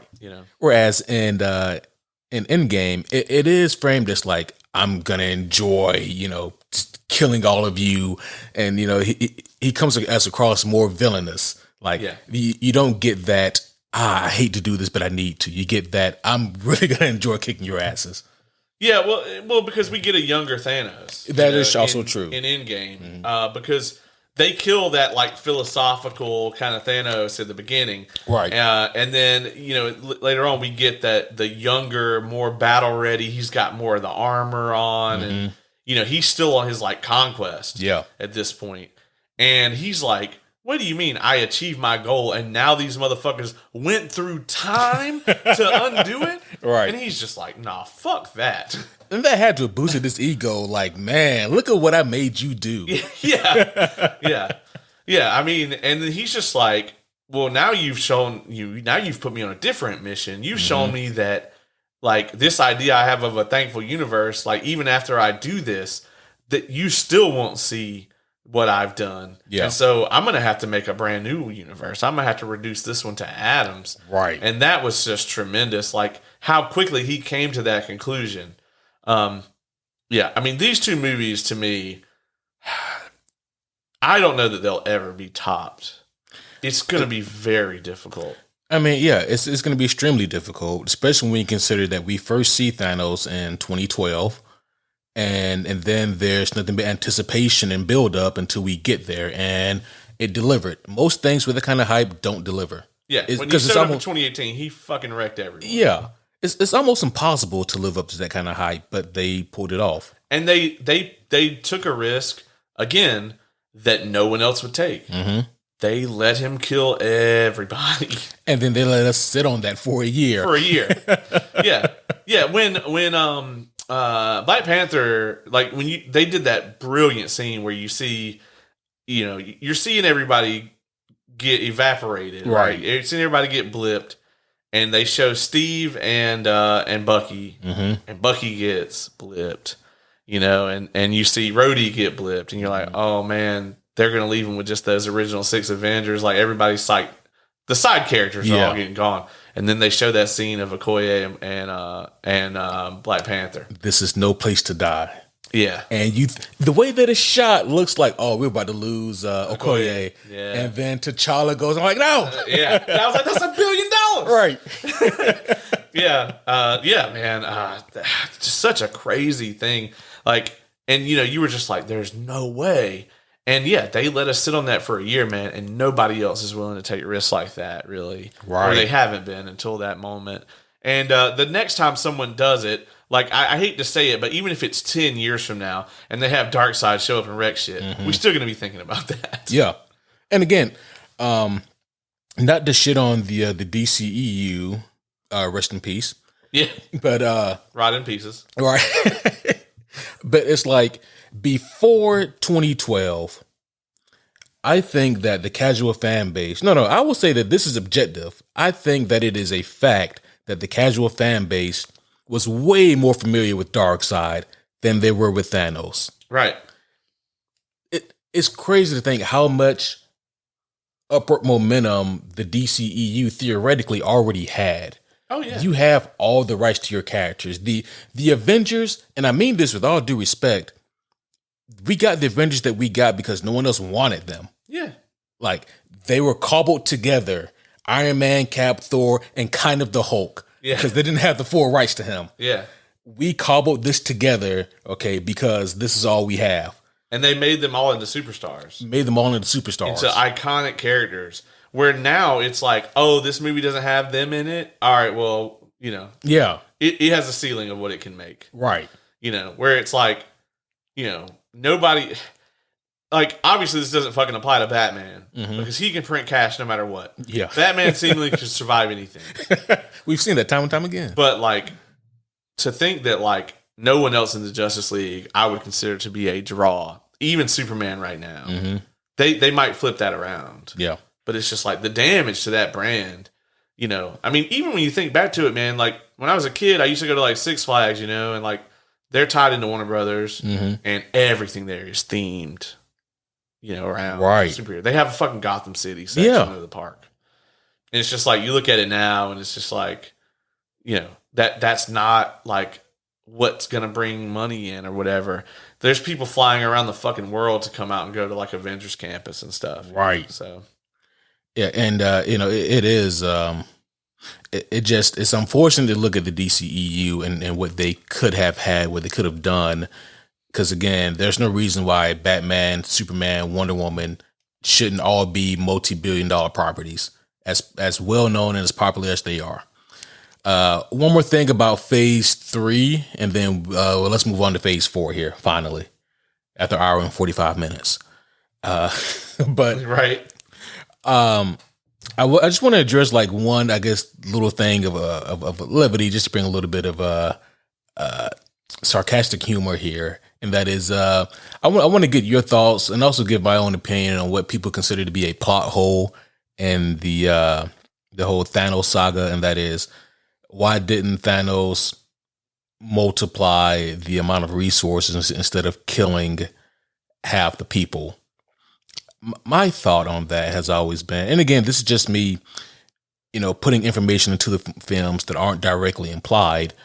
But if you combine Thanos from the MCU with Thanos from the comics, what you get is somebody who doesn't have faith in humanity, who is a true nihilist. Right. And if you double the resources, you will get double the greed in Thanos' mind.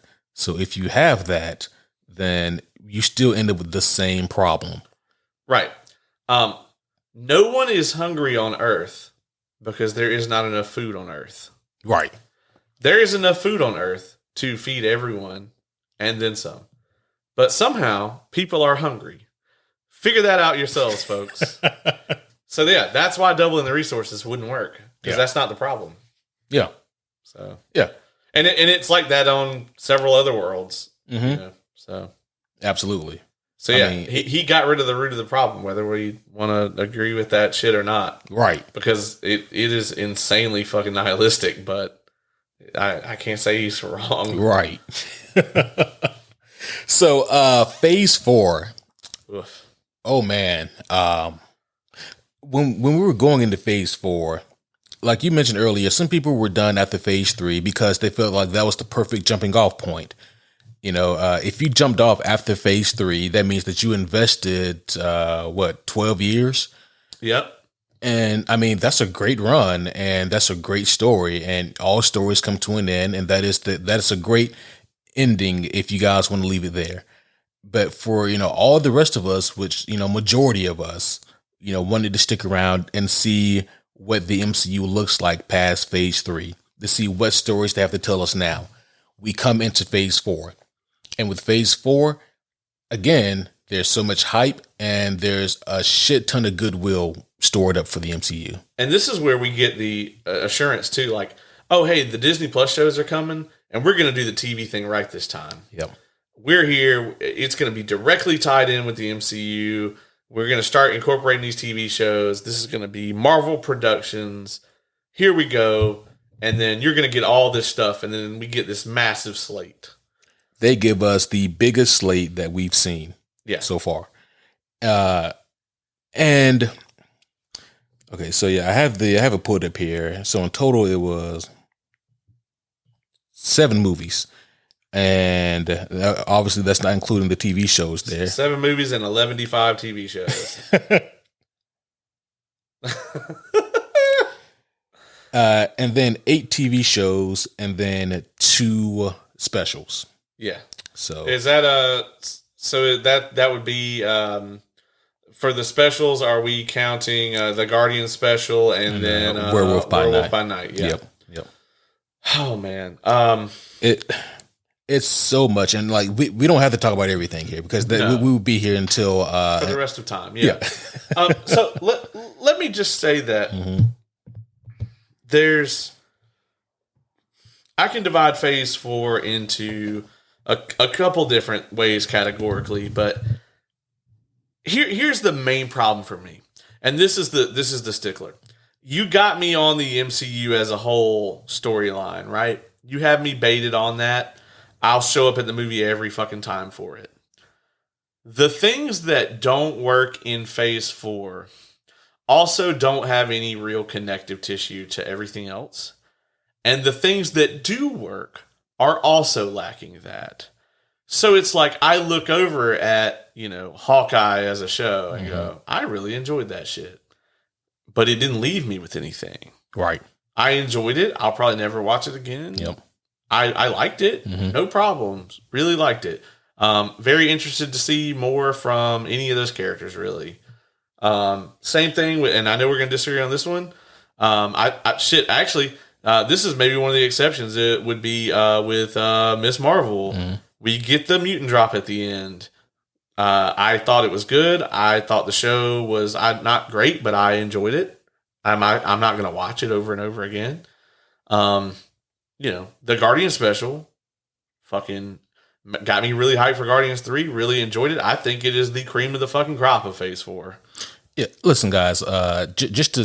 If it's impossible for Caleb and I to sell you on the Guardians Christmas special and you haven't seen it because you don't like Christmas specials or you think it's just something silly, listen, there's no one more down on the MCU than the homie Kevin. And he absolutely fanboyed all over that. He loves that so much. It's the best thing in Phase 4 by far. Besides No Way Home. If you haven't seen it, go watch it because it is so good. I can't put it over No Way Home. I agree with that. But man, yeah, I mean, and No Way Home too. Like No Way Home is a Spider-Man movie. It's got Doctor Strange in it, but it is not an MCU film. It is a Spider-Man film. You're right.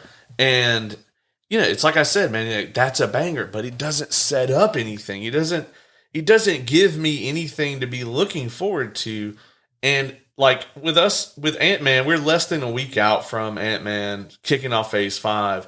And my hope for this movie is, even if I don't think that it's this stellar film that blows me away, I do think it's going to leave me with either an exclamation mark or a question mark or maybe both as to what is going to be coming next for the MCU as a whole. Yep. And Phase 4 was missing that. And I'm like, how do you miss that? Because most of these after credit scenes are just leading into the next movie in that franchise. Yeah. There's no cohesion here. And you even took something as like, I'd say even controversial as Loki. I know that you and Kevin hated the show. I liked it, but what I really hated about it, the thing I hated the most, and I know you can't agree with this, is what the rest of the MCU did with it. Because we did this amazing thing with Jonathan Majors at the end, and and I know even you liked his monologue at the end. We did this awesome fucking Kang introduction, and then we just fucking sat on it like it didn't happen. Right. I'm like, there's this whole ripple effect, a literal we see it on the screen. Yeah. And you're like, oh shit, this is gonna change everything. And then literally nothing changes. Nothing. It has no impact at all. Right. And it's like the shit doesn't exist. And there's just so much of that. Like WandaVision, we thought was going to send ripples throughout everything, but it really doesn't. Other than the fact that one of the strong suits of Phase 4, and this is something we asked for and we got, they did go full tilt with her as a villain. Yeah. And I loved that they did that. And a lot of people are like, oh, she was overpowered or it didn't do her justice, whatever. you got a right to feel that way. I get it. Yeah. But not everybody's going to have a happy ending. Right. And fuck if this isn't cliche by now, but fucking Dark Knight did it, man. You either die a hero or you live long enough to see yourself become the villain. Right. For these heroes, and I hate to break it to you, that's the only two options they got. Yeah. You either get killed in action, or you come back you become a villain. And if you think Captain America escaped that shit, you beat me to it. I'm still calling it. You beat me to it. Oh my gosh. Yeah. And we're gonna get there. Because he did have the only other escape. Yeah. He was like the 0.001%, you know, who gets to. But even then, what he did was, I'm not going to say it was villainous, but it was definitely selfish. What Steve Rogers did. Yeah.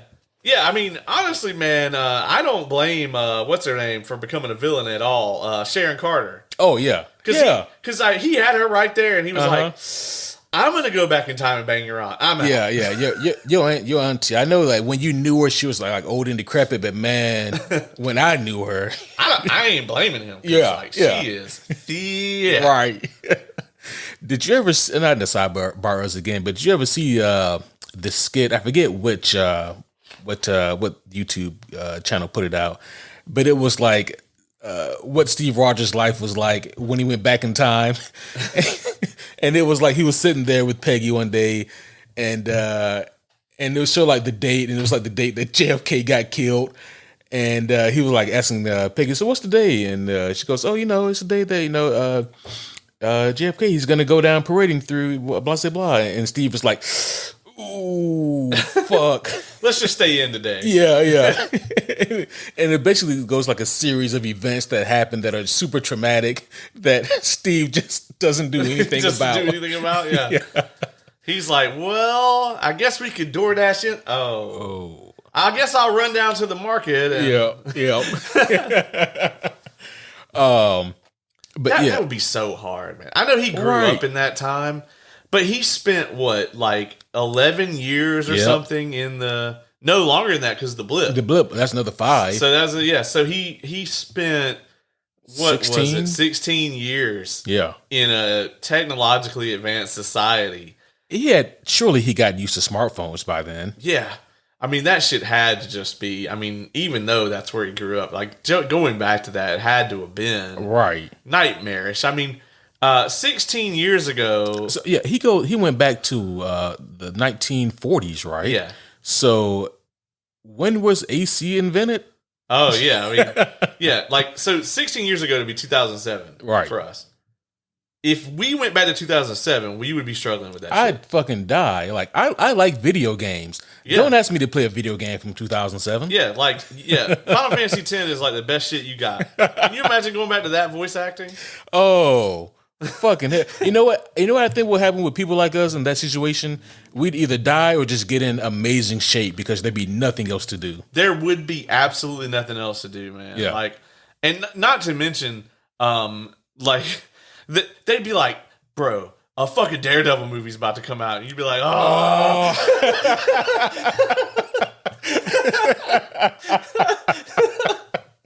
Fucking hell. We'd just be waiting with bated breath for like the Dark Knight trilogy and Iron Man 1. And, it's just the Josh Trank fucking fantastic. Fucking hell! That also came out in 2014, I think. Yeah, like during like 2 of the greatest Phase 2 movies, we also get Fantastic. Yeah, that's phenomenal.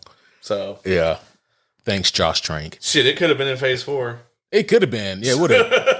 It fit right in. Yeah. So I guess let's talk about the highlight. We talked about the highlights already. Unless you got anything else. Yeah, we talked about. Well, we didn't mention What If. So What If to me was the best of the television series. I can't be mad at that. I thought it was tremendous. And I fucking loved What If. I got to be honest. Like it gave us Sebastian Stan's voice acting. It did. How much content creation have we gotten out of that? Right. I say this with nothing but love and adoration. I love Kevin to death, but I knew that there was no getting him to watch everything that was going to come out in Phase 4. And so I had to kind of pick and choose what we would talk about. But if it had started off if it started up as a banger, Yeah. then yeah, we would have been on board for everything. But it became apparent after like that first year of Phase 4, that's not going to happen. We come out the gate with, we're going to give you Quicksilver, but it's a boner joke. Okay? Yeah. I mean, literally that shit ruined WandaVision. Because you got to remember, when WandaVision came out, the furor is huge. You think after Endgame the momentum's gone? Oh no. my god. There's a fucking global pandemic. Fucking, this is the first of the Disney Plus shows. We've all been just strung along. Like, we went so long with no MCU content. I think we went 9 months. Right. With no MCU content. The longest we've gone since 2018. Or since 2008. With no MCU content. And, I mean, we were all ready to bust. We were. It didn't matter. And then Falcon and Winter Soldier had been pushed back. Loki had been pushed back. Yeah. And then a couple episodes in, and what do you know? Like, the Fox merger had gone through. Yeah. And we get fucking Quicksilver on the doorstep. We see Evan Peters. Yeah. From the Fox X-Men movies. And he's right there. And we collectively lose our shits. And it was nothing. And it was literally nothing. And you know what? Mephisto Gate, that was on us. That's not on the MCU. And when we say us, listeners, we mean you. Yeah, we mean you. Yeah. He's trying to be nice, but we mean you. We didn't do that shit. Right. We didn't put that in your head. We did not. And you motherfuckers reached. I mean, you really fucking reached looking back at it. Yeah. Like, look at Quicksilver's hair. It looks like horns. It's Mephisto. Yeah. They were like, Wanda's got a W on her costume. If you flip a W upside down, it's an M. Holy shit. It was really off the rails. Holy shit. It was insanity. So yeah. Yeah, we got that let down. We got fucking the Falcon and Winter Soldier, which we thought that was going to be 6 episodes of Winter Soldier, and we got Bucky is basically a fucking side character in that shit. He is. Yeah. I do think though, and this is one of the good things I'll say about this series. I do think it did a good job of setting up Sam to be Captain America. I think so too. Whether you think that should happen or not is, but even then. Like they do something incredible and then they stumble because the character Elijah Bradley, I didn't expect to see him in that show, but I was so glad that I did. For those of you who don't remember, Elijah Bradley was the old man in Falcon and Winter Soldier, and in the comic books, he was the guy who he, along with a bunch of other African American soldiers, they were taken and experimented on, and they were told that they will all be given the super soldier serum. Here's the thing. The super soldier serum died with Dr. Abraham Erskine, the guy who gave it to Steve Rogers, and they've never been able to replicate it. So what they gave those soldiers were something that was experimental and deadly and extremely dangerous. And it ended up killing basically all of the other soldiers except for Elijah Bradley. It worked on him. And he went and he did a bunch of great work for the country. And then he was essentially buried, never heard from again, and pushed to the wayside. They didn't want him. And so I was extremely surprised and happy to see him appear and tell his story in Falcon and Winter Soldier. And Sam Wilson is like, yeah, man, that's deep. I'm going to go be Captain America. yeah, Sam was like, man, that's crazy. All right, dog, well, I'm going to go do what I was going to do anyway. Right. And it was interesting because I'm like, and they do this several times in that show. I was extremely happy and even proud that they mentioned certain characters or events or things, and then they just never go back to it. Like, I think the idea of Carly Morgenthau, who played like the leader of the Flag Smashers, her purpose and her cause, I thought, man, I get that. Like 5 years and you guys are given given the resources and then it's taken away from you. Right. What do you do with those people? That's a real problem that would happen. Yeah, that's a real thing. And they could have explored it. And we got basically 3-4 seasons worth of plot ideas. Mm-hmm. And they just threw them all out on the table. And made the show, and it's like nothing gets resolved or really followed through. I mean, they fight against fucking U.S. agent for the whole time. We're seeing that he's a psychotic fuck. And then at the end, they're just like, well, gotta stop the bad guys. Right. And they're like, clearly that's not you. Yeah. And he's like, that isn't me. That's crazy. I never thought it was me either. And they're like, it's not. Let's go do it. And you are right, man. Like, there's so many things that could have been stretched out over multiple seasons of television that they just breezed through. And they got U.S. Agent for the most part. They got him really right, especially that very first appearance. All of us were like, oh, you bitch. Yes. Because we're like, that's not our fucking Captain America. Right. But, the reasoning for Sam to give the shield up in the first place was not solid. It wasn't. The why is Sam broke didn't hold up. You know what makes the issue with the shield even worse? It would be different if Cap did not give him the shield at the end of Endgame. Right. But he does. Right. And so to see him give it up just to work to get it back, it doesn't have that same kind of impact. Right. It would have been a completely different thing if, like, the government confiscated it from the battlefield or whatever, and then this is property, and like Steve left it to him in like his will or something, right? And they're like, well, this is technically government property. We're not going to give it to you. Yeah. But no, that he fucking surrenders it. Yeah. And then is like, yeah. It's so shaky. And then they built this subplot in for Bucky that was Last Jedi Canto Bite level nonsense, where it's just like, we don't get an arc. It's a light switch. At the beginning, he's real tore up about it, and at the end, he just isn't. Yeah, he gets over it. Yeah. It's like, yep. Well, all right. It's been 6 episodes. Yeah, yeah. So it's time for me to have this resolved. Yeah. Now I've I'm just resolved. decided that it is resolved. Right. And man, you're just dead on about like all of that. I completely agree. So many plot elements were rushed over. For some reason, they were afraid to call the Flag Smashers terrorists. I'm like, even if you agree with like their motives, you can still call them terrorists. Yeah, they are. They were like killing innocent people. And right. Shit. Like, yeah. Definitely terrorist. The speech at the end. Oh my goodness, that should have never happened. I mean, that he tried to do a like a Steve Rogers / Dallas inspirational speech. That's a deep cut. That's a real deep cut, guys. And fucked it up so bad. It's like the writing just wasn't good. His delivery was fine. He did his best he could with it. He tried, but it was just like, man, I'm going to tell you, if only throughout all of history we had just thought about giving the old greedy white people a stern talking to in front of everyone. If only we had thought about doing that, we could have solved so many problems. It would be like if I had the opportunity right now to sit in front of Biden and let's pretend that he was coherent. Yeah. And right. I was like, well, yeah, you can make whatever speech you want. Right.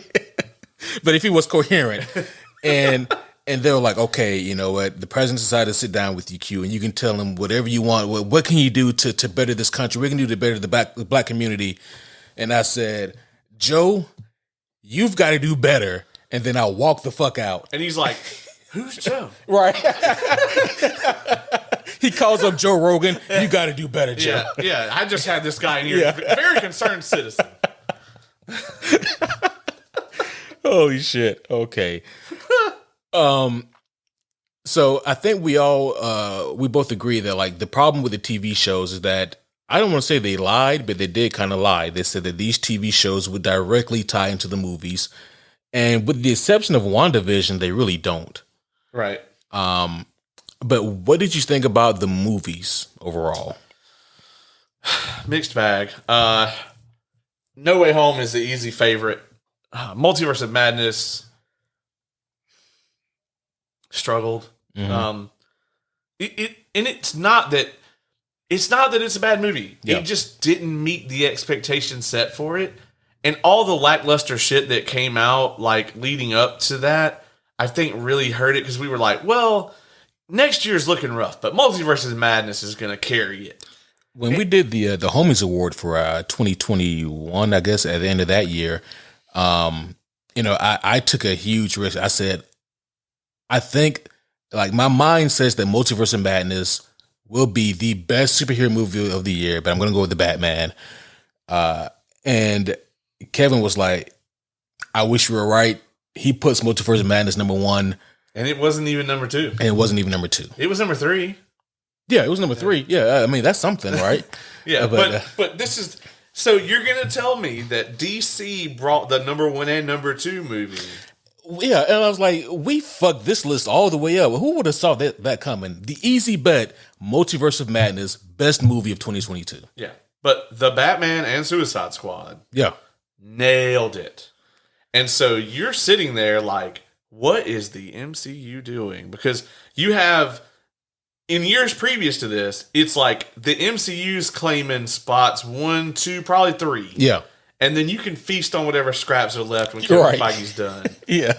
But now it's like, you guys, like, Multiverse of Madness just didn't live up to expectations. It was great. It was, I mean, I got no problem saying this is a great movie. But it doesn't do anything for the MCU. No, not at all. And it was fine. Like, I thought it was a great Doctor Strange movie. Like, I didn't think, like, the thing we were most worried about was like him becoming a side character in his own film, and like, I don't think that happened. He gets more screen time than anybody. Yeah, I mean, Benedict Cumberbatch is still killing it. And I think when he comes back, he'll still be killing it. It's not like it hurt the brand, right? For Doctor Strange, but it's like Doctor Strange is one of the heaviest hitters they have now. Yeah. Which is maybe kind of one of my issues with the movie. When I watched it for the second time, I was like, man, he should not have beaten Wanda, obviously, but maybe if he at least tried to put up a fight, that would have been nice. Like, if we could have reached into his bag of tricks like they did with Infinity War, like when he went one-on-one with Thanos, that was such a cool ass moment. Yeah. And I'm like, to the point where like they had to struggle to get Dr. Fate to not look like mimic that in Black Adam. Right. And so I'm like, there's so many cool things they could have done here. And they could have done more with his power set. And I understand why after everything that came before it, they didn't want to do some giant knockdown drag out fight between them at the end. Mm-hmm. The fucking Cloak of Souls thing was cool as shit. Like, I mean, there's so many cool things in this movie. But Rule of Cool only takes you so far. Yeah. And I mean, this just, it failed to leave a lasting mark and meet the highest fuck bar they already set for themselves. Mm-hmm. If you want to talk about the bar that was set by Infinity War and Endgame, the only thing that in this phase that really meets up to that to me is What If and No Way Home. Yeah. And the Guardian special. So you can say the Guardian special as well. But after that, man, everything else is just like, all right, well, this is okay, or worse, or far worse. Worse, yeah. Because we got some shit in here. I mean, I know you put Loki in that category, and I don't love it. I think it was just okay, but man, I mean, there are some stinkers in this. I mean, I put Eternals there. Eternals trash. Love and Thunder, absolute garbage. My gosh, like, I think it's worse. Over time, it's worse than Eternals to me. And I'm like, so I'll say this about Eternals: at least it feels different, right? Yeah. Love and Thunder is Ragnaroking too. Yeah, it's the worst case scenario for Ragnarok. Yeah, yeah. Ragnarok 2, Electric Boogaloo. Yeah, and man, Black Widow may be the most disappointing for me, because here's a character who deserved so much more. She was a big part of the Winter Soldier movie, and I'm like, you deserve your own movie in that same vein. And she's an OG A-list fucking Avenger. Right. You guys built her up. Yeah. And this was like her swan song or whatever. And I agree. There is an obstacle. You can go around in circles all day. Mm-hmm. Oh, well, yeah, there is a big obstacle to building a movie about a character that already died, blah, blah, blah. Yeah, but you guys are the fucking best at this. Mm-hmm. And so a minor fucking literary obstacle is not an excuse for you to fucking put out this cookie cutter fucking Fast and the Furious without the Furious movie. Right.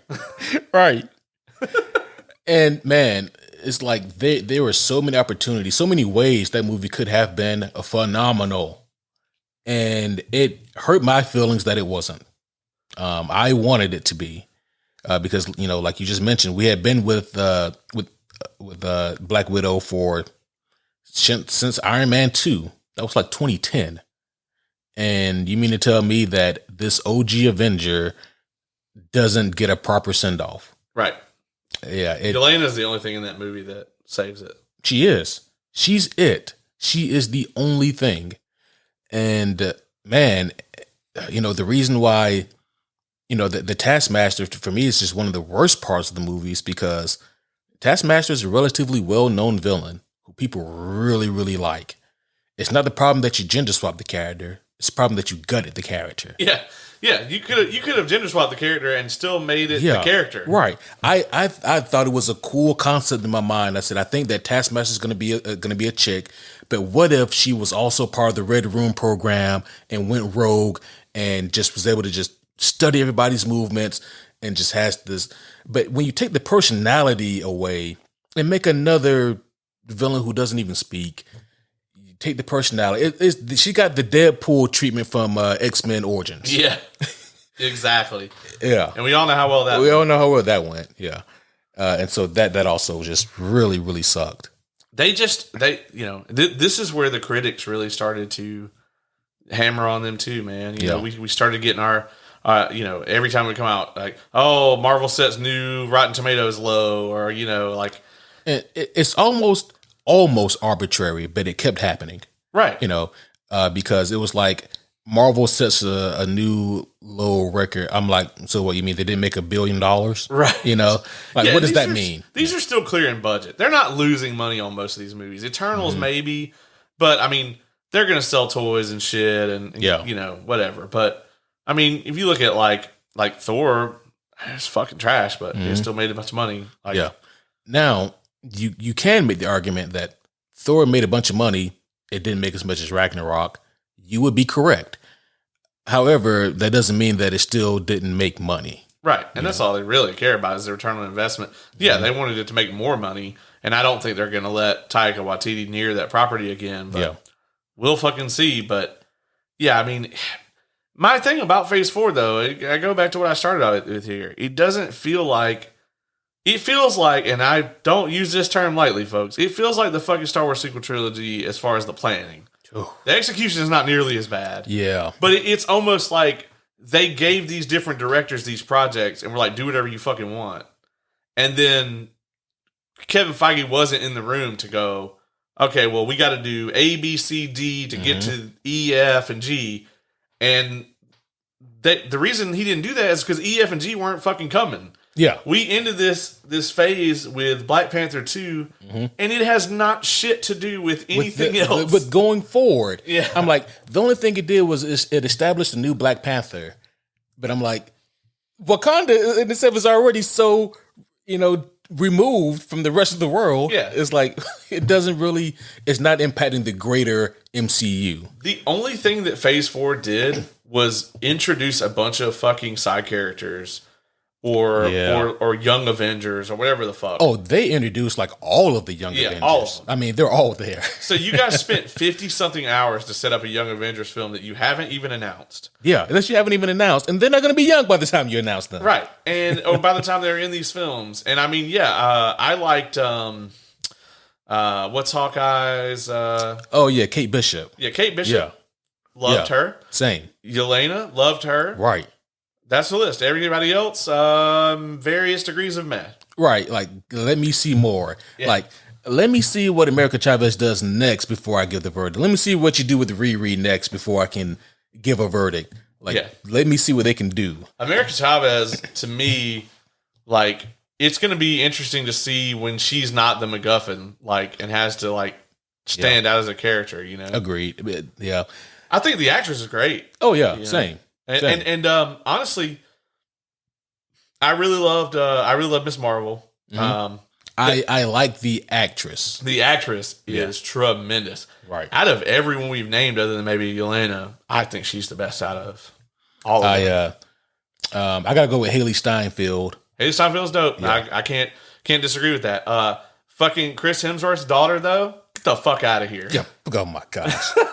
I was just content not remembering that at all. Oh, yeah. Jesus. Yeah, that's going to be a thing. And I mean, as far as like, kid T'Challa, like, okay, sure, but like, we don't know anything about this kid. He's too young to even know if he can act. Right. You know what I mean? And also on top of that, like from a storytelling standpoint, you guys literally exposited at the end of that movie to tell us that he doesn't even fucking live in Wakanda. Right. So Yeah. So does he know any of the? Yeah. Is he going to be the Onyx Kitten? Like, what the fuck is going to happen here? Oh shit! Please don't. Please. I actually regret putting. You just put that out. Yeah, you just put that out there. So, overall, Phase 4, the general consensus issues is that no connectivity, and you know what? I am one of the people who I'm willing to give them a pass for not having so much connectivity, but the caveat is this. If you're not going to have your movies directly connect to one another, then they've got to be like A1 top tier storytelling. Like I need phenomenal bottle movies. Right. And they weren't that. And here's the thing. Even if they are phenomenal, give me the connective tissue. Yeah. That's the sauce. Yeah. Because I'm going to go ahead and tell you right now, the Big Mac without the sauce is just a fucking double cheeseburger with an extra piece of bread in the middle. Right. And dry. Yeah. Yeah. Like, it's the sauce. Right. Give me the sauce, Marvel. Like, and that's the whole thing, man.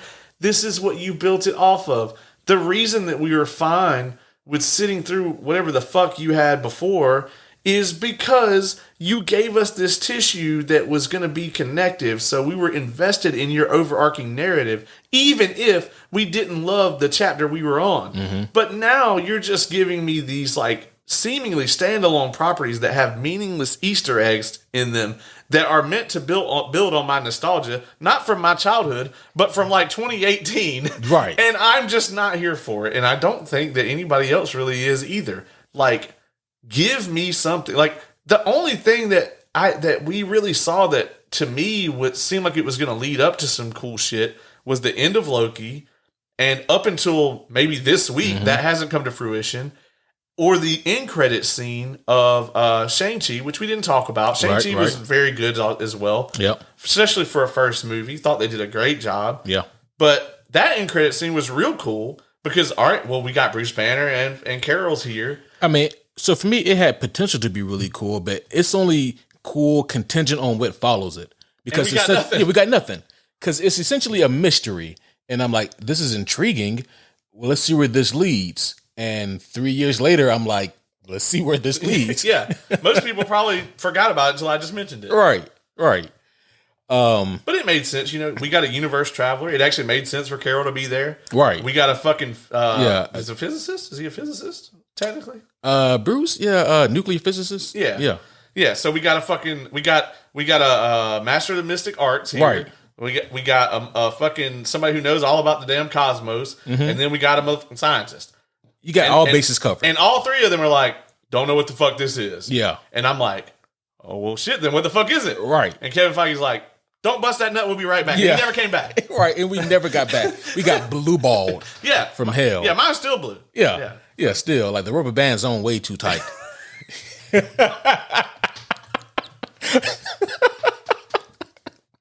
Oh my God. I think you might need to go see a doctor. It's been on there for 3 years now. I can't feel nothing. Yeah, I think. Am I going to be okay, Doc? Yeah, we can't even blame this one on Oz or Kevin because they're not here. But this shit has gone so far off the rails. It has. You guys didn't expect the rubber band shit to be on this episode, I bet. Yeah, I didn't think so either. That's fair.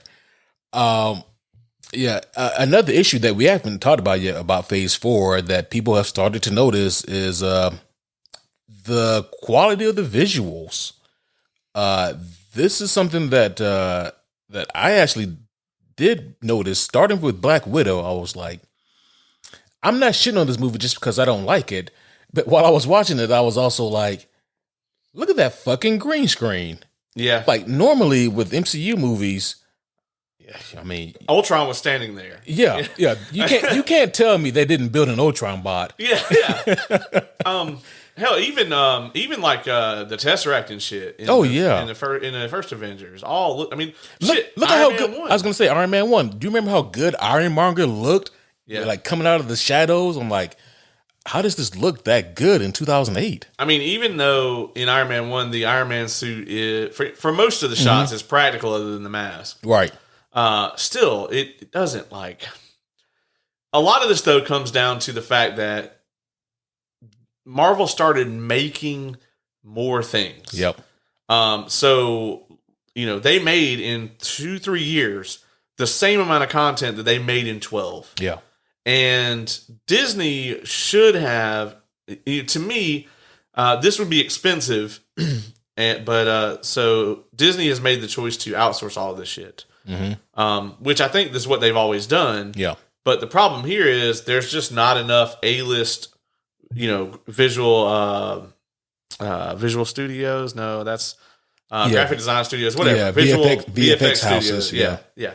VFX houses. That's a good way to put it. To do this all in this amount of time at the level that they expect. Yeah. And even those that can, if you're going through, like they own ILM.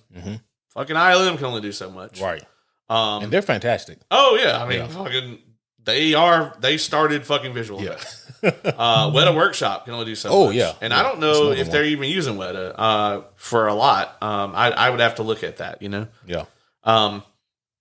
So it's crazy to me that the company that owns Pixar and ILM doesn't have this massive in-house VFX house. Yeah. Because you would think that you would want to have the best people, you would want to train the best people to make your shit, and that way that your stuff is always going to be better than everybody else's stuff. Right. But that shit's expensive. It's pricey, and I can see why they would outsource it. Well, but then you run into this problem where it looks either the same as everyone else's shit, or in some parts of Phase 4, it looks worse because we made this comparison even like Wonder Woman 2, as dog shit of a film as that is, there's visuals in that look better than everything in Phase 4, just about. Yeah, and, it's like, how did this happen? Well, certain people who work at some of these VFX houses have spoken, and they said, well, not only are they extremely overworked, but apparently there have been things that have been changed at the last moment. Yeah. And so just to kind of explain it to you guys a little bit, if you're working on a movie, right, and let's say that you're the director or the producer or whoever, and you want to make a change to a fight scene. Okay, well that's one thing, because you just go to the stunt director and the choreographer and you say, hey, so at the end of this fight scene, we need this to happen instead. Okay, you know what? That may set them back a couple of weeks even, because to change something in a fight scene like that, you have to teach your stunt coordinators and your stunt people all new maneuvers, what they need to do, and they need to film it and they need to get it right. Right. So that could take a couple of weeks. If you go to a VFX house and say, hey, at the end of this CG battle that you guys are making, where the entire outlay is CG, the background and the foreground is CG, and some of the character models are CG, we need you guys to change this and add this. That's going to be months to do it properly. Right. As someone who is a journeyman video editor and does work with these sorts of effects on a regular basis, even if they finish it on time, they can't just be like, oh, well, okay, well, the movie has to be ready to go to the studios by like Monday, so we got to finish that shit by like Friday. No. Some of these renders take days on massive server farms. Just to render it. Just to render it. And then sometimes, even once you render some shit, when it comes out, it's not exactly the way that you put it together. Now, that's gotten a lot easier because they have shit like the volume where they can go in and see, like, not a perfect, but a pretty close. They can put on like VR and they can look around in the scene and see like what the final render is going to look like to an extent. And if the renders are already done, they can see like a perfect version of it. But we're talking about last minute changes, so that's not fucking happening. Yeah. We're talking about like they're rushing to change this shit. Last thing they got, a chance to do is like put that shit in a virtual environment so you can walk around and gawk at it. This is like for the directors while they're filming, not this shit you're doing in post. So yeah, man, it may be a situation where, okay, we got to get this done. We're right down to the deadline. Okay, let's get it out. Oh shit. All right. Well, now it's going to take 30 hours to render this shit. We put it on the render. It comes out. Oh man, this is, we got to move a couple things here. All right, we got to go fix it. Well, guess what? The new render is still 30 hours. Like, Right. and I deal with this shit on a much smaller scale than that. I'm rendering stuff in like fucking, 720p, 1080p. Right. And I'm rendering shit that is not super detailed and is like usually less than 2 to 3 minutes in length. They are rendering these massive set pieces at very high resolutions to where you can stretch it out on a fucking IMAX screen and your eyes can't see the individual pixels and shit. Like, just the amount of like quality and like just time that like goes into that and the hardware required to pull it off. Man, I'm telling you, like, it is not easy. And not to mention, one thing I haven't even talked about is you have to have the artistic like skill to even do this shit in the first place. Yeah. So yeah, I mean, it's not easy work. And so when you've got, one studio that's like, oh yeah, I need all these VFX done from all these different VFX houses. They all have different standards. Some of them are fucking the sweatshops of You're right. of effects houses. You know what I mean? It's like, I mean, you look at it and, you go down to the damn ASICS outlet and buy some shoes versus like go pick up some shoes from Walmart. Not judging anybody that buys fucking Walmart shoes, but them bitches are going to fall apart well before the base is going to fall apart. Yeah, I was going to say, don't expect them to, be long lasting. Right. Yeah. So, it's like, this is a situation of you get what you pay for and also what you plan for. Right. And it's going to be interesting to see if this is even a solvable problem for Phase 5. And that's what had me worried, because looking at Phase 5, the slate looks damn near just as big as Phase 4. I didn't count the number of properties, but it's still a stout number of projects they have coming out. But, on top of that, before we talk a little bit about things to come, I wanted to say, mention one more thing about Phase 4. And that is, this is kind of giving Marvel, a little bit of props instead of continuing to beat them up here. And that is, there are some issues about Phase 4 that were unavoidable, and that is losing key players. So even if they chose to recast, you don't have Chadwick, and they chose not to, and that's a different discussion. But they don't have T'Challa. You don't have Tony Stark. You don't have Steve Rogers. I mean, if we're being honest here, you have Bruce Banner to a lesser capacity, and you have Thor. Oof. And you have Doctor Strange. So they shit on their own Thor. Like, they did that. They ruined one of the key Avengers. If anybody got shit on in Endgame, it was the Hulk. Yeah. So what do you do with Banner? And I do think that they are going to do a World War Hulk type situation. I think we're going to see. I'm so curious to see how they do that. Yeah, we're going to see something happen with that. I'm not putting any hope into it. I feel like they're going to try to do the same thing they did with Tony and really kind of like tone down whatever. Mm-hmm. Maybe they end up completely separating him from Banner. Maybe doing something like that. Yeah. I don't know. But that's a different podcast.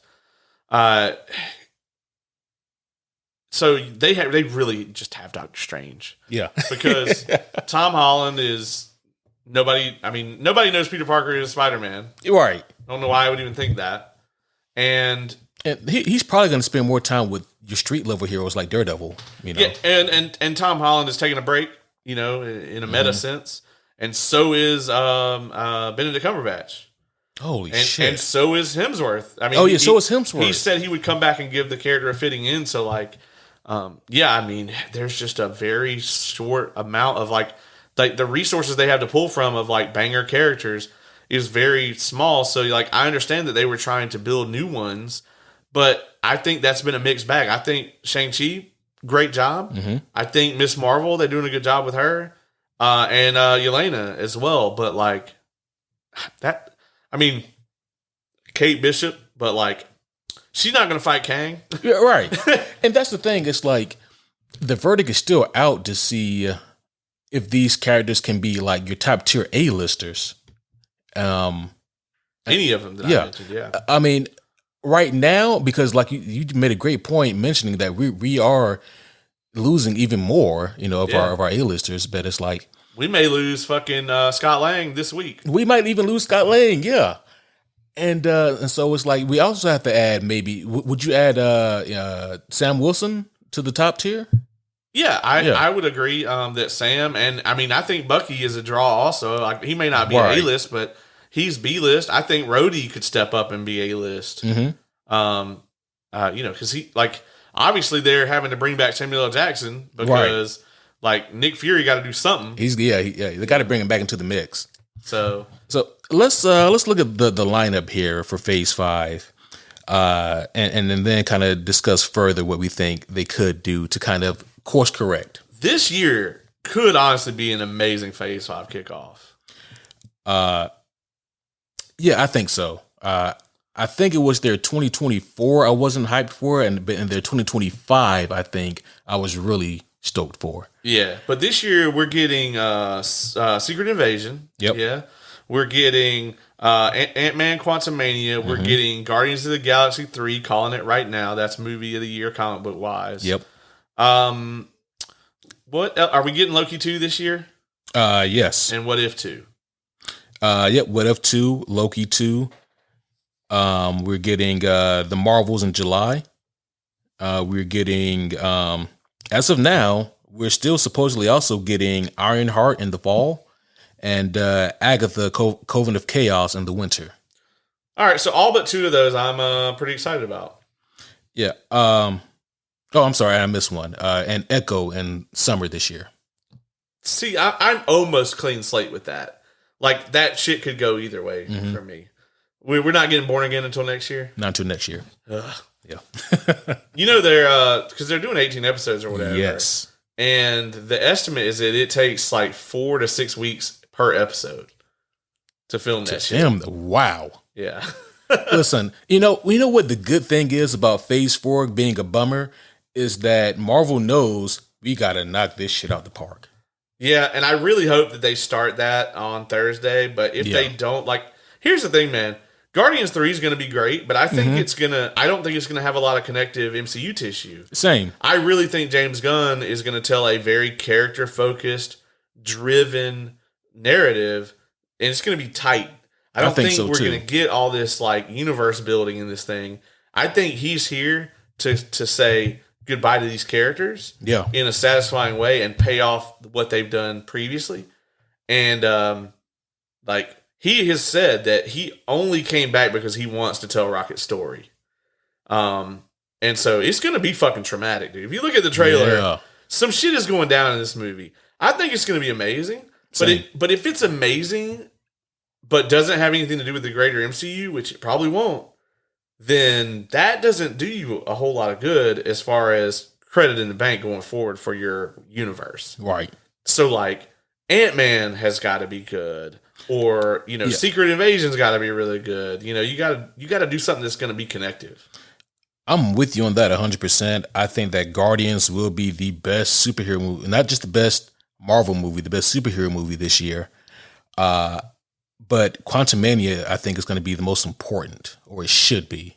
Yeah, should be. Yeah, I mean, this has our central villain in it, for these next couple of phases. And honestly, like, I know you have no hype, but Loki season 2, if it's like them literally like trying to chase Kang and try to figure out what the fuck his plan is or whatever, like I could see that being good. But we'll see, because at this point, like, the character we have isn't really even Loki anymore. Yeah. So, which is my biggest problem with it. Right, of course, yeah. Superhero homie rules number 1, people. Yeah, so Quantumania, we've already spoken a little bit about this, and we have a lot more to say about that after we see it this week. But Quantumania, man, first time I've ever been excited for an Ant-Man movie. Right, same. Even with the first Ant-Man movie, I was not mad, but confused. You guys are going to make the, Ant-Man creates Ultron, and you made this movie after Age of Ultron, and then you don't even use the popular Ant-Man. You use Scott Lang. I was so confused. But that's neither here nor there. Secret Invasion, I think, should be. I mean, this has got to be like Winter Soldier level good. I keep saying that, and I know that that's such a high bar. But Secret Invasion is a really cool story. There's a lot of intrigue, a lot of mystery. Should be great. What If? I mean, yeah, give me another banger. They can do whatever they want to with What If. You know. Do you think with What If season 2 they do another type of thing where they tell a overall story? I hope so, because that's what the Phase 4 was lacking, and that's what made What If so damn good, because they did the thing that we know the MCU for, is they told all these stories and introduced us to all these versions of these characters, and then they tied it all together with a fucking nice little bow on top at the end. Yeah. And it wasn't this disjointed mess. The one thing that we would have accepted being a disjointed mess that's designed to be so had an overarching narrative with the best fucking villain we got in the Phase. That's all very ironic. Yeah. Yeah, the more you think about it, the more kind of infuriating that it is. Like, this show that I didn't expect a whole lot from ended up being amazing. Because, like, honestly, the most terrifying villain in the MCU, period, to me, is this fucking, like, ultra fucking mega... Yeah, Ultra Vision. Infinity Ultra Vision Tron. His name is also terrifying. Yeah, we're going to have to workshop that a little right. bit. But I think Visiontron was what I was hearing a lot of. Yeah. I had it backwards. So, yeah, it was 2023 that I was mixed on. 2024 is the year that I'm really stoked for. This is going to be a huge year for the MCU, in my opinion. So, I mean, I don't have a whole lot to say about Agatha or Ironheart. I mean, they're supposed to come out this year. And Agatha is supposed to end off the year. I mean, what are you going to do with the Agatha Harkness TV show? Bro, that might be the first MCU property that I just straight up do not watch. Like, don't even try it. Don't even sample it. If there's nothing else that comes out this winter, you know, I'll definitely see what's going on, but I'm not expecting a whole lot. I will say this also before we move on to 2024, and that is the Marvels. This is one that I am... I have kind of a morbid curiosity to see. I'll go see it in theaters. I mean, because obviously, like, we're going to review it, but yeah, I'm excited for 2 out of the 3 characters. Yeah, and it's like, think about the varying degrees of power here, right? And what threat would require all 3 of them that literally the one couldn't just deal with? Rogue. You know, that is what we have been hoping and praying for. I'm not going to potentially spoil anything here, but I will just say this. If what I've seen is true, there will be no Rogue. Yeah, and I don't like... Yeah. Like, I don't want to do that. I don't want to Mephisto us where, like, right. they didn't give us this. We assumed this. Yeah. We put it out there, and I'm not going to be, like, pissed if that's not fair. I didn't get my way, because, like, they didn't do that. Yeah. But it is what they should have done. And so whatever they do, I'm going to judge it on its merits. Either way. Just like they could have fucked Rogue up too, you know? So, oh, shit. I didn't think. Yeah, they could have. They could have had somebody terrible try to do the accent and everything. Yeah. Oh, that would be the worst. Get somebody from, like, Canada trying to do a southern accent. Just get Daniel Craig as Rogue. Or just get him to do the voiceover. With, like, just get, like, some teenage girl, like, and then she just does the movements and then they put his voice over it. That'd be fucking disturbing. That would be terrifying. What's that movie where, like, Ryan Johnson CG'd fucking Bruce Willis's face over what's his name? Oh,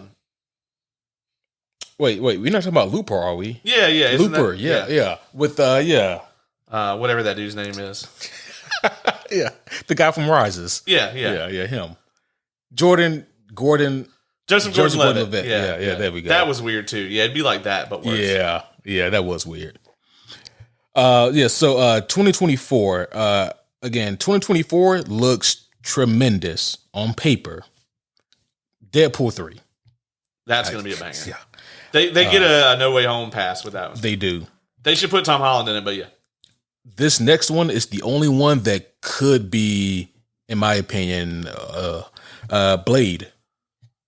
Yeah, the fact that they're rewriting it and everything, and that they're pushing it back and giving it more time, I think is a good sign. Yeah. But it's like, how often has like a video game got delayed and still sucked? Right. So, you know. Yeah. Looking at you, Cyberpunk. Still on your ass, Cyberpunk. Yeah. Yeah. And that Witcher 3 patch that y'all put out that also sucked. Right. Come on, CD Projekt Red. Yeah. Pick yourself up off the ground. Marvel Zombies comes out spring of 2024. I have no attachment. So like I didn't get into the zombie craze originally. Yeah. Like I never was into it. Like I watched a couple seasons of Walking Dead, found out what that shit was about, and tapped out. Last of Us makes me like that IP more. It doesn't make me like zombies more. So what you think about the zombie episode of What If? I like that we got Denai Guerrera, and it was a nice little like wink and nod that she's fighting zombies again. But that's about it. That's about it for me. It was okay, I got you. It was okay. I love that episode. A lot of people did, and like I guess just zombie is that trope that just does not really do it for me. Yeah. I like the cordyceps zombies, but you know, it just kind of it's still. That itself doesn't pull me to it. Like, honestly, like Joel and Ellie running from fucking hordes of zombies is the most bored I'll be in that property. Like, I'm interested in everything else. Yeah. Like, I get that. The cause and effect of there being zombies is what makes that world interesting to me, not the zombies themselves. So the gimmick of zombies with superpowers, I'm sure, doesn't budge you at all. No. Like, the Black Lantern shit is as close as I get to that. Yeah. That shit's cool, though. That is pretty cool. Thunderbolts. Now, I will say this. They should absolutely put Zemo in this goddamn movie. Please. But Thunderbolts should be amazing. And, I mean, I'm a fucking mark for Harrison Ford, so. Yeah. Oh, yeah. And this one we get Harrison Ford as Thunderbolt Ross. And also in spring of 2024, this is when we get Daredevil Born Again. Again, that 18-episode extravaganza. They've got to knock this out of the park. They cannot afford to mess up Daredevil. I mean, here's the thing. Yeah. Like, we talked about the lack of A-listers. Mm-hmm. Matt Murdock's a fucking A-lister. Yes. He's popular. He's got a massive following. We forgot to talk about the fucking shit stain that was She-Hulk. But anyway... No, we didn't. But the only thing, you know, the shining light in that show was him, and it was so fucking good to see him again. Yeah. And I honestly, I'm gonna be less offended than you are by the slightly less depressed Matt Murdock. It's like seeing Batman not depressed. No, you go soak in that cave. But you love the Snyder Cut. Yeah. I mean, but this was like Batman after 20 years of being depressed and then seeing... Yeah, that's true. I mean, the optimism Batman. And like, they always could do it the other way. Like, they could have a not super depressed Matt Murdock. Right. And then have more, like, traumatic shit happen to him and drive him into that. Right. That is a story they could tell. And honestly, if they wanted to do that with Born Again and try to stick to that name, that is a thing they could do. Yeah. I'm excited for this. I hope that Kevin Feige understands the importance of this because Daredevil is a fucking A-lister. He can be right up there with your Avengers. I mean, he probably ain't gonna fight Kang like 1v1, but like... But also, you know, as you mentioned during She-Hulk, this version of Daredevil, he's like, his powers are more comic book than the Netflix show was. Right. And so, like, he can... I mean, like, he's not Spider-Man tier, but, like, he's fucking capable. Yeah, he could probably survive against Kang for a minute. Right, literally. It'd be fucking Cap fighting Ultron on the truck, you know what I mean? Yeah. Like, he's losing the whole time, but he's just, like, keeping him busy. Yeah. That, you know, they could do something similar to that, as long as Kang doesn't just fucking pull out like a sonic gun or Right. whatever. It's like, Yeah. I read about you. Yeah, I know. I've seen you in the history, but I've killed 17 of you. Yeah, yeah. Aren't you supposed to be depressed? Right. That'd be a funny fucking line. That'd be hilarious. But yeah, this is like we talked about with All-Star Superman with DC. They gotta nail this. If there's anything on here that you're fucked, it's this. Yeah. If you don't get it right. And 18 episodes of it. Oh, so just imagine if it sucks. Right. I mean, and I assume they're going to release this one episode a week. I don't know. I mean, if they do, that's like 3 months of content on Disney Plus. But imagine if 4 episodes of this in a row suck and the rest of it's good. How many people are going to zone out after 4 episodes of it being terrible? So, they can't afford that. Yeah, I mean, a lot. And lastly, we have, but not least, Captain America: New World Order. I'm still calling Hydra Cap here. If they can pull that off, this one I will be fucking pissed about. if they don't do it, this one, and just like the Rogue thing, they didn't give me this. Yeah. But how could they not, man? Because we know that Chris Evans can play a complete douchebag. Right.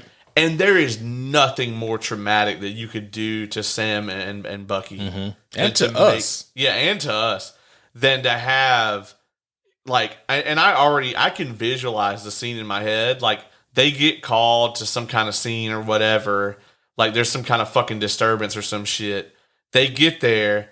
And all of a sudden, they see this figure from the back, and they're thinking it's maybe U.S. agent or some shit. Turns and it's fucking Chris Evans, and they're just like, the fuck. And we get that minute where he stares at him. Maybe he even gives that fucking Steve Rogers smile, that we all know, and then just fucking lobs the shield at him, Oh my goodness! I would fucking just right there in the theater just bust. I'd be like, there was a ghost in here, ectoplasm.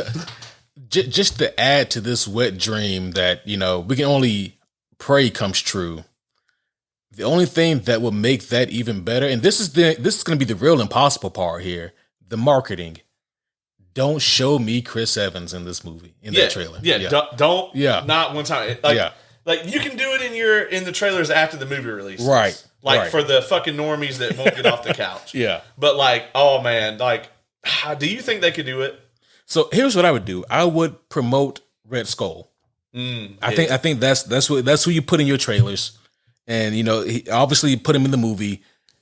Sure. You can kill off Red Skull halfway through the movie. Yeah. By Hydra Cap. Yeah. And that's our main guy. It can be done. I was trying to remember. There's a movie that Logan. The fact that we don't see the clone of Logan in that trailer, I mean, I think that's amazing. It is, yeah. And they didn't need to do it, and they trusted the process, and you can do that here. I hope, man. And the thing about that though is that we will go into the movie hoping to see it. Right. And then when the credits roll at the end, we're going to be like, yeah, that sucked. And you're right. I don't want to set us up. No more Mephisto Gate, Yeah, but this one, I mean, it's just the perfect fucking thing. And they even called it New World Order. Right. So and there's a million ways to get there, especially with Kang being a thing now. I mean, there's so much you could do here. So we've been going now for almost 3 hours. Yeah, this has been a minute. Yeah. I've kept you here far too long. Yeah, I've had to poop since about 45 minutes into this thing. So. Yeah, he's been turtling over there for a while now. The whole time. Yeah, the whole time. So we can go ahead and kind of wrap this thing up here. So really quick, overall, what does Phase 5 need to do for you that Phase 4 did not? So for me, I mean, this is evident, right? The connective tissue, right? Yeah. And this should be simple for them. This is what they do. Mm-hmm. Tell me one story. Tell me the story of Kang methodically decimating the universe, and it can't be in the way Thanos did it. It's got to be careful setup. Yeah. Kang, because he has the knowledge that he has, he knows who the obstacles are. So I want to see Kang one by one trying to remove them from the chessboard, trying to get them out of his way, tie it all back into him. And I read a thing from Jonathan Majors recently, and even the mixed reviews about Ant-Man all praise Jonathan Majors so far. Oh, I even saw one thing where it was just like, yeah, this was not for me. Loved Kang the best. Like, it's basically universal praise for him. He talked about playing it like Robert Downey Jr. like going at Tony Stark, where it's like this is like this eccentric billionaire whatever, and he's like that has become the both in and out of the world of the MCU has become the quintessential like superhero. So how can I flip that and make the quintessential villain be like the opposite of that? Right. And I think that's an incredible way for him to be looking at it. So I really hope that he just knocks it out of the park, because if you got a villain that's that good, you can make a phase out of it. Yeah. Oh my, yeah. I mean, so we know that we're going to see Kang again. For sure. Yeah. I mean, there's a like, there's a Kang Dynasty film. Yeah, they let the cat out of the bag with that one, So we're going to see Kang again. He needs to be that amazing. And you know what? I'm not going to lie. If the only thing that's good about this Ant-Man movie is Kang, I won't be that mad. Like, I won't be happy, but I won't be mad either. Because how often have we seen it be the opposite, where everything is good but the villain? We've seen that several times. Yeah. So if we get a movie where, I mean, hell, I think Ant-Man 1 kind of fits that category for me. Yeah, yeah. Ant-Man 1 was great. I mean, they threw a fucking Thomas the Tank Engine. They did. Everything in the movie for me really worked except the villain. Like, Yellow Jacket was just there to fill a spot. But if Kang is the only thing that works, I'm not that upset. Well, I mean, on the opposite of that, we could get Birds of Prey, and like, fucking Black Mask is the only thing that works in that movie, and it still was bad. He don't even work that well for me, to be honest. I may just have a boner for Ewan McGregor. I think that maybe is what it is. Yeah, I'll concede to that. I ain't mad about that. Oh shit. But I guess for me, the other things that Phase 5 need to do, I agree. The connective tissue, give me a strong central villain. I appreciate the gusto of Marvel for having faith in their brand that we can do an Agatha Harkness show, we can do a Ironheart show, we can do an Echo show and get it over. I appreciate that. But Marvel, remember, you have the rights to every single one of your characters now, basically. There are some other really strong top tier characters you can draw from. Don't be afraid to introduce them. They don't have to be the X-Men or Fantastic Four. You have others. Well, we are getting Fantastic Four. Yeah, then that we are. Yeah, I mean, there's still stuff to come in Phase 6 that will be that they haven't filled in yet. I'm kind of worried because they were like, we're going to fill it in, and they didn't. Yeah. So yeah, I mean, they have the sandbox, and I kind of feel like they're trying to wait and see how well they can build some of these characters they're already working on before they start bringing in the heavy hitters. They're also trying to wait on the stain of Dark Phoenix to wear out. Yeah. Not to mention, they got a fucking perfect cast, a bunch of characters that we have essentially at this point grown up with. Yeah. A lot of the X-Men, those actors are the definitive actors. And for fucking Magneto and Professor X, we got that shit twice. They perfectly cast these characters twice. You got to at least be on that level. So, and that might be the hardest part for them. Yeah, I mean, you guys were talking about Giancarlo Esposito possibly playing Professor X. I fucking think that's a tremendous idea. And there was also talks about them getting Denzel for Magneto, which I think, as long as they're able to get him, oh my God, that could be incredible. Yeah, Kevin, we talked about that too, about like that kind of dynamic, and holy shit, could you imagine? Yeah. That would be insanity. But that does remind me of one more thing, and that is this. I've said this before, and I will say it again, because I want you guys to remember this quote, and pray that I'm wrong.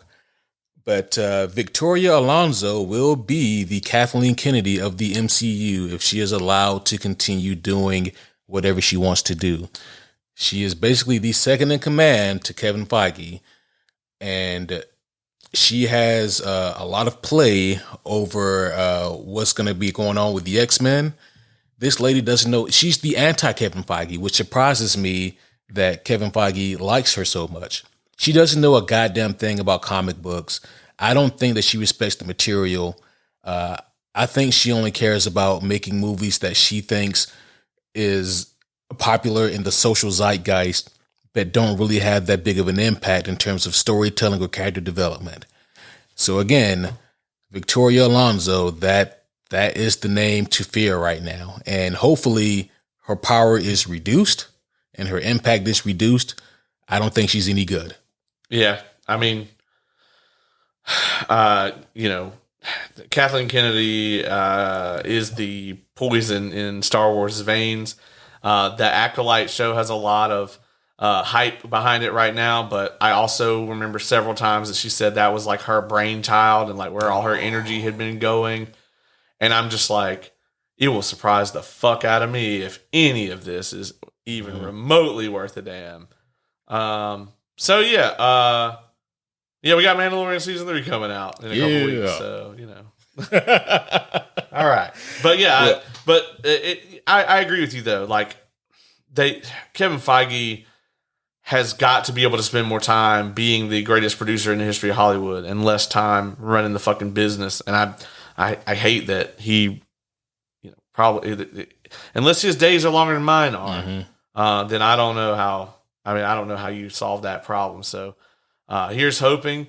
And if not, man, the Russo brothers said that they would come back in 2029. So, we got to hold out until then. If they fuck the whole saga up, maybe we can just start fresh with some Phase 7, get us some X-Men. Yeah, there we go. Yeah, get just the big old reboot. Yeah.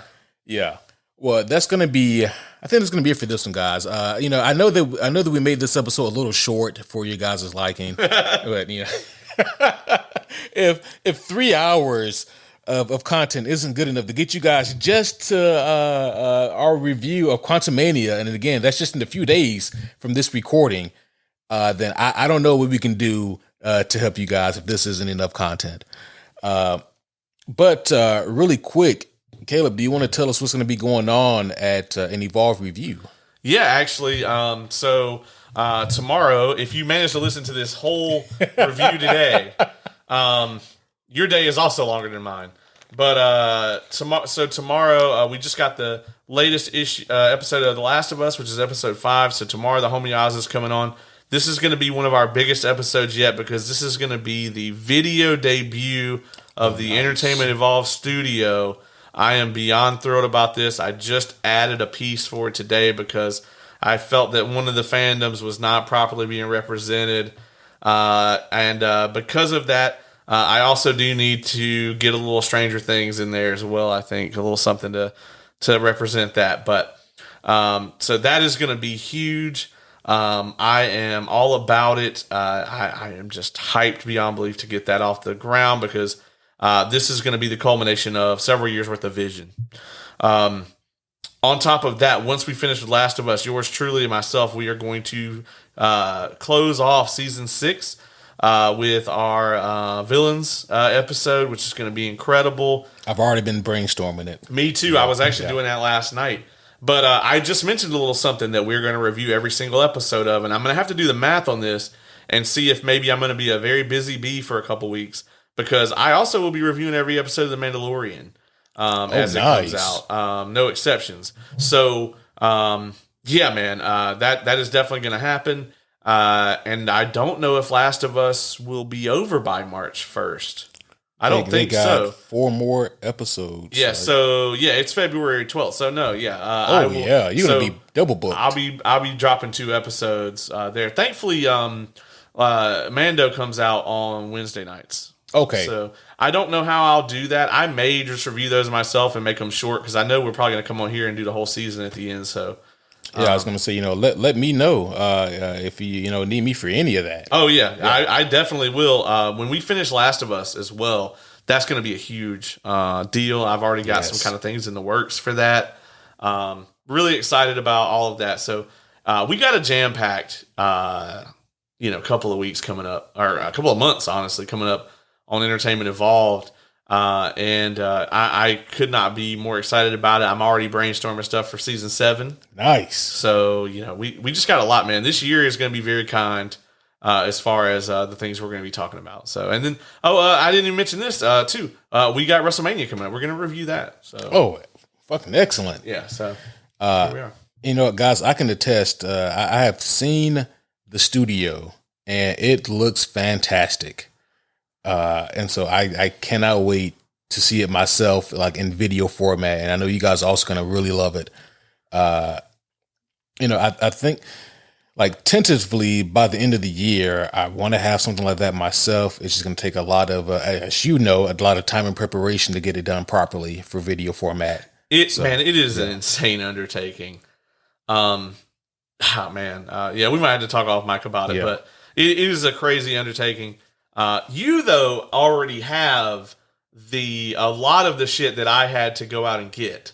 You have the shelves, and they're already together, and you already have a fuck ton of stuff to display to the point where there's trivia questions about it. So, you got that covered, and you already have the audio side of everything taken care of as well. So, whatever I can do that'll help me get started on that. I told the homies last year at the end of the Homies Award that I did plan on having videos for them. So, we did put one out. We did put one out. Yeah. So technically, I am a man of my word. Yeah, we did the Hot Ones Challenge. If you haven't watched that somehow, and you want to get to know all of us a little better, go ahead and check that out. We recorded it right here in this room. Yes, I still have PTSD. Same. See what our fortitude is made of. But yes, that will be all for this episode, guys. Hopefully you guys enjoyed this. This has been like a ton. And again, I knew that there would be no brief way to discuss the history and future of the MCU, because that's what 14 years of content now. Yeah, we were brief. Yeah. Honestly, compared to what we had to do, we were brief, guys.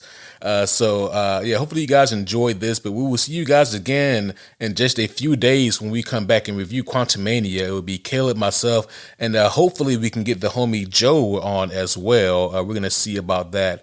But that will be all for this one. We're going to see you guys again then. But until then, my name is Superhero Homie Q. And I am Superhero Homie Caleb.